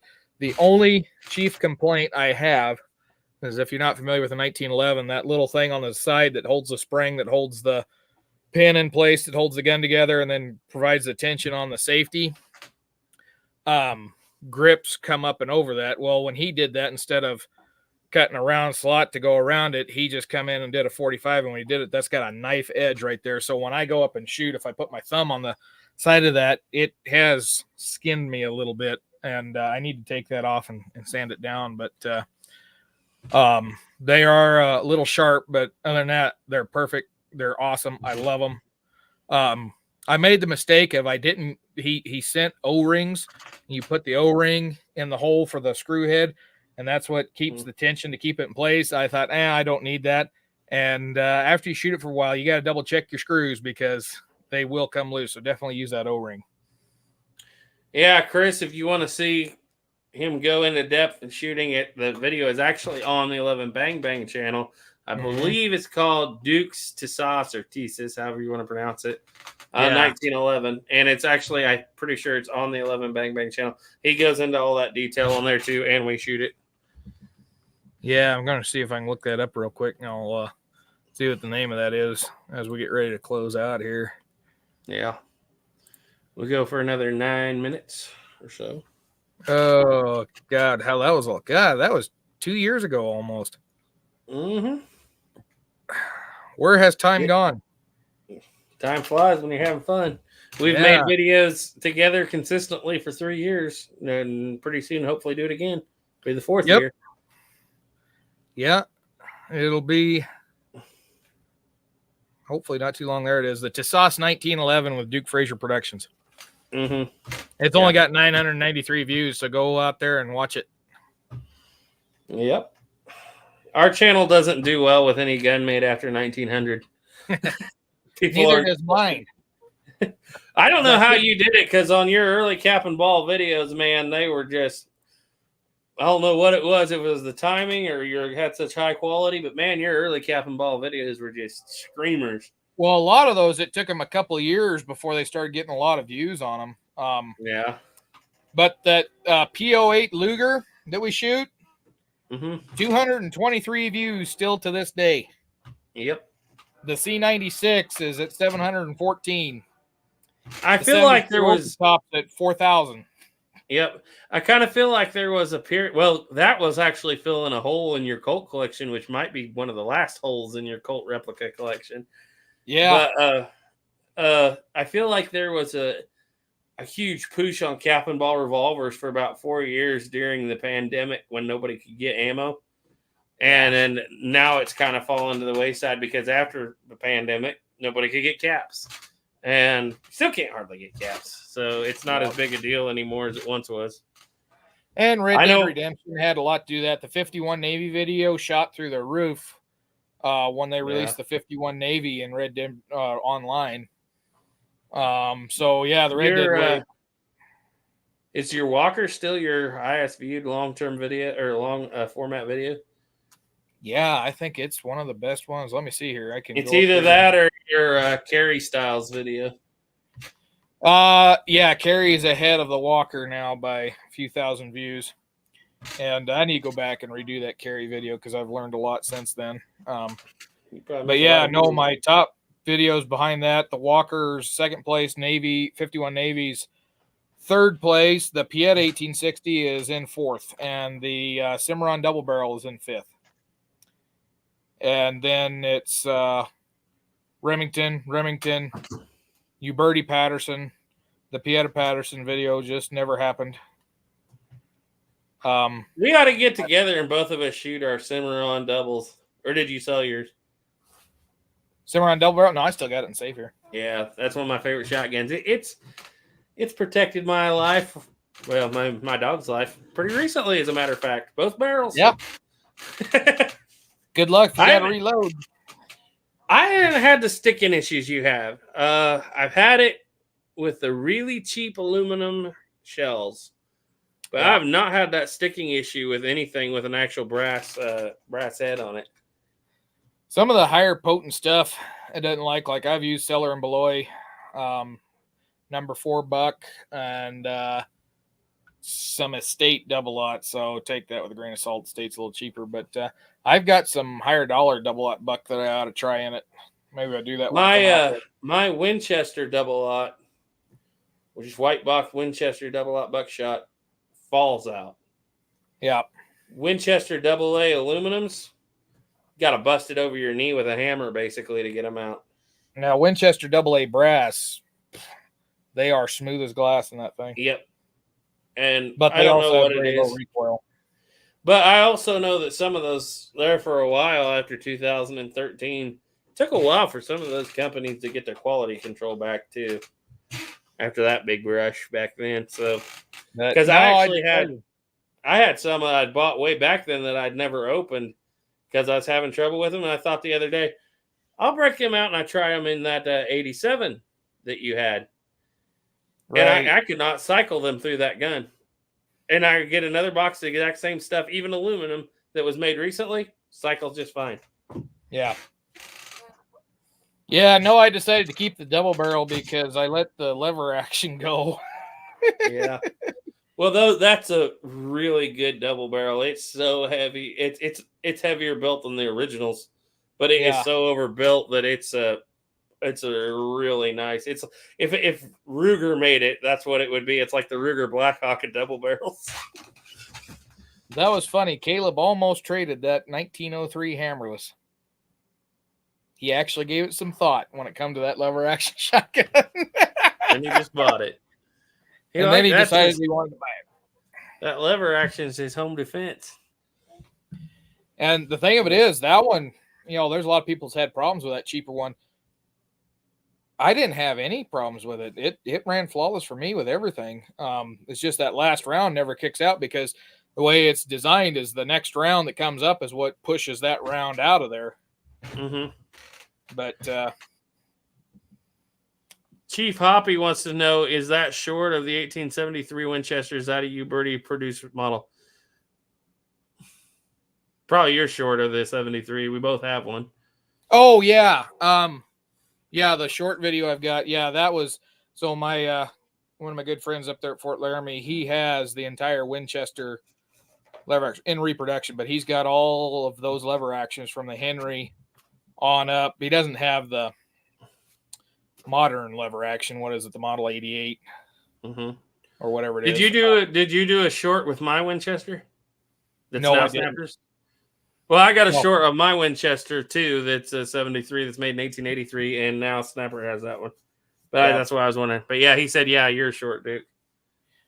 But yeah, no, I was up there and we was just goofing around, and I asked him because Caroline wanted to shoot some of those, and I asked him if I could just do some videos and shoot, and he said, yeah, it's not a problem. And then I got to clean all those guns, but he only let us shoot the pistol caliber ones because he had plenty of ammunition for those. The bigger bore ones, we couldn't shoot those because that 1895, he's got the 405 Winchester for that, and holy Moses, that stuff was not cheap.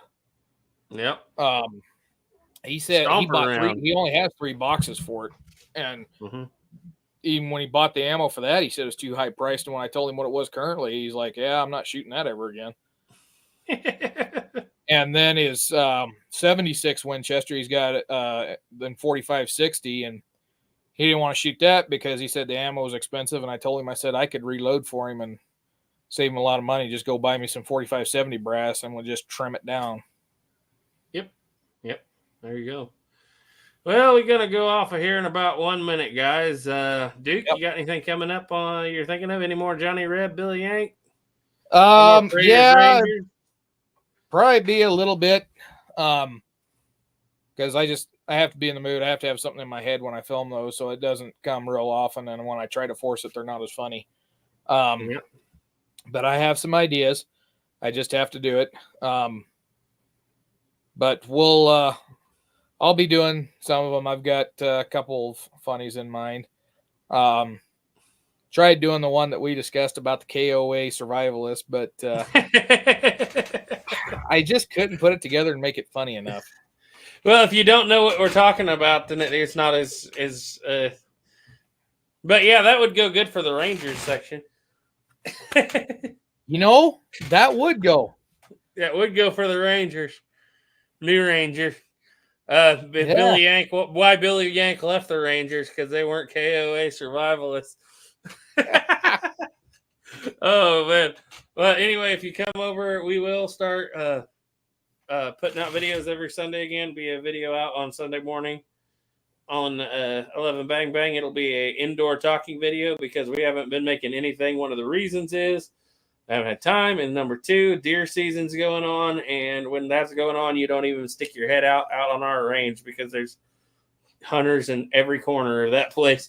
So we'll go one more week, and then hopefully a week from Sunday we'll get back to some shooting videos, and things will be coming along again. We'll be firing back up on 11 Bang Bang for weekly videos. So I don't see any more comments. You got anything else to say, Duke? No, we're good. That was a pretty good episode on the 150th anniversary of the Guns of 73. We made it right 3 hours. I hope Snapper gets to feeling better. We don't have a Tales of the Trails this upcoming week, do we? No, because I'm going to be going up to Wyoming on Sunday.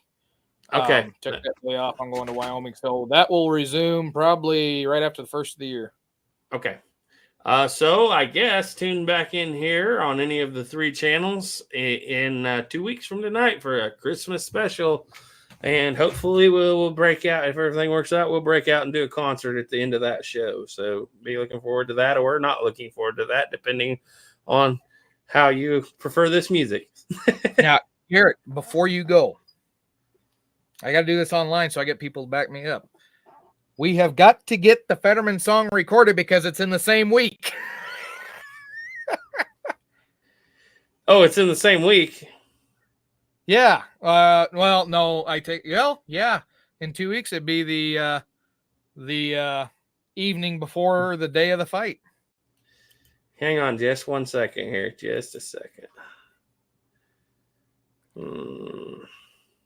Let me see here.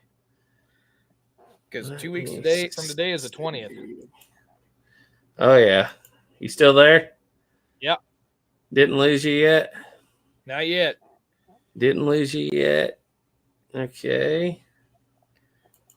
Just a minute. I want to see if I can go back. How far back was that? Let's see. I got to remember if I still have it.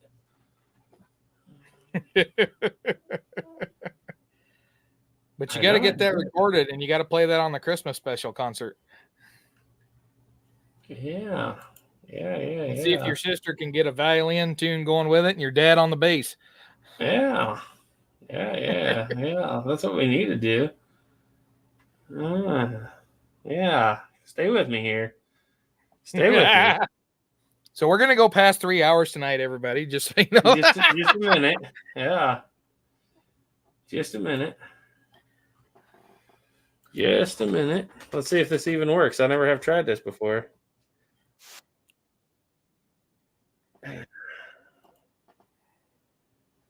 I've never tried to do this before, but I'm going to try it now. Anything else going on in the comment section that I can't see you? Most people are starting to sign off. Sabater says night, guys. Louisiana Gray says he'll be there. I can't see how many people we've got in the show currently, but for those of you that are lingering on, just give us a few more minutes. We might have something here. We might have something. I don't know what it is because I haven't looked at it in a long time. Let's see. Where did you go? There you are. Oops, don't want to kill that. Let's see where you go. StreamYard Studio. Present. Video file. Downloads. Let's see if this even works. I don't know if I can make it work. December of 66, 80 men stood proud, defending the old Bozeman Trail from a war chief named Red Cloud. Fetterman led the men to save the wagon train. Little did they know that they all would die in vain. Carrington said, Fetterman, don't lose this to your pride. Fetterman said, give me 80 men through the nations, I'll ride. Grumman heard the colonel call out from the parapet. Whatever you do out there today, don't cross Old Lost Trail Ridge. Okay. Sample. Very rough sample. That song was written by none other than Duke Fraser Productions. And Garrett, he helped. No, actually, Anyway. we both did most of that. And then there's a second one that I've sent Garrett the lyrics to, but we still got to put a tune to it. Yeah, that song has 4 verses. I just recorded that so I could remember the tune. Sabador likes it. Anyway, Yeah. All right, guys, we got to go for real this time. So as Yeah. always, trust in God. Keep your powder dry. Bye.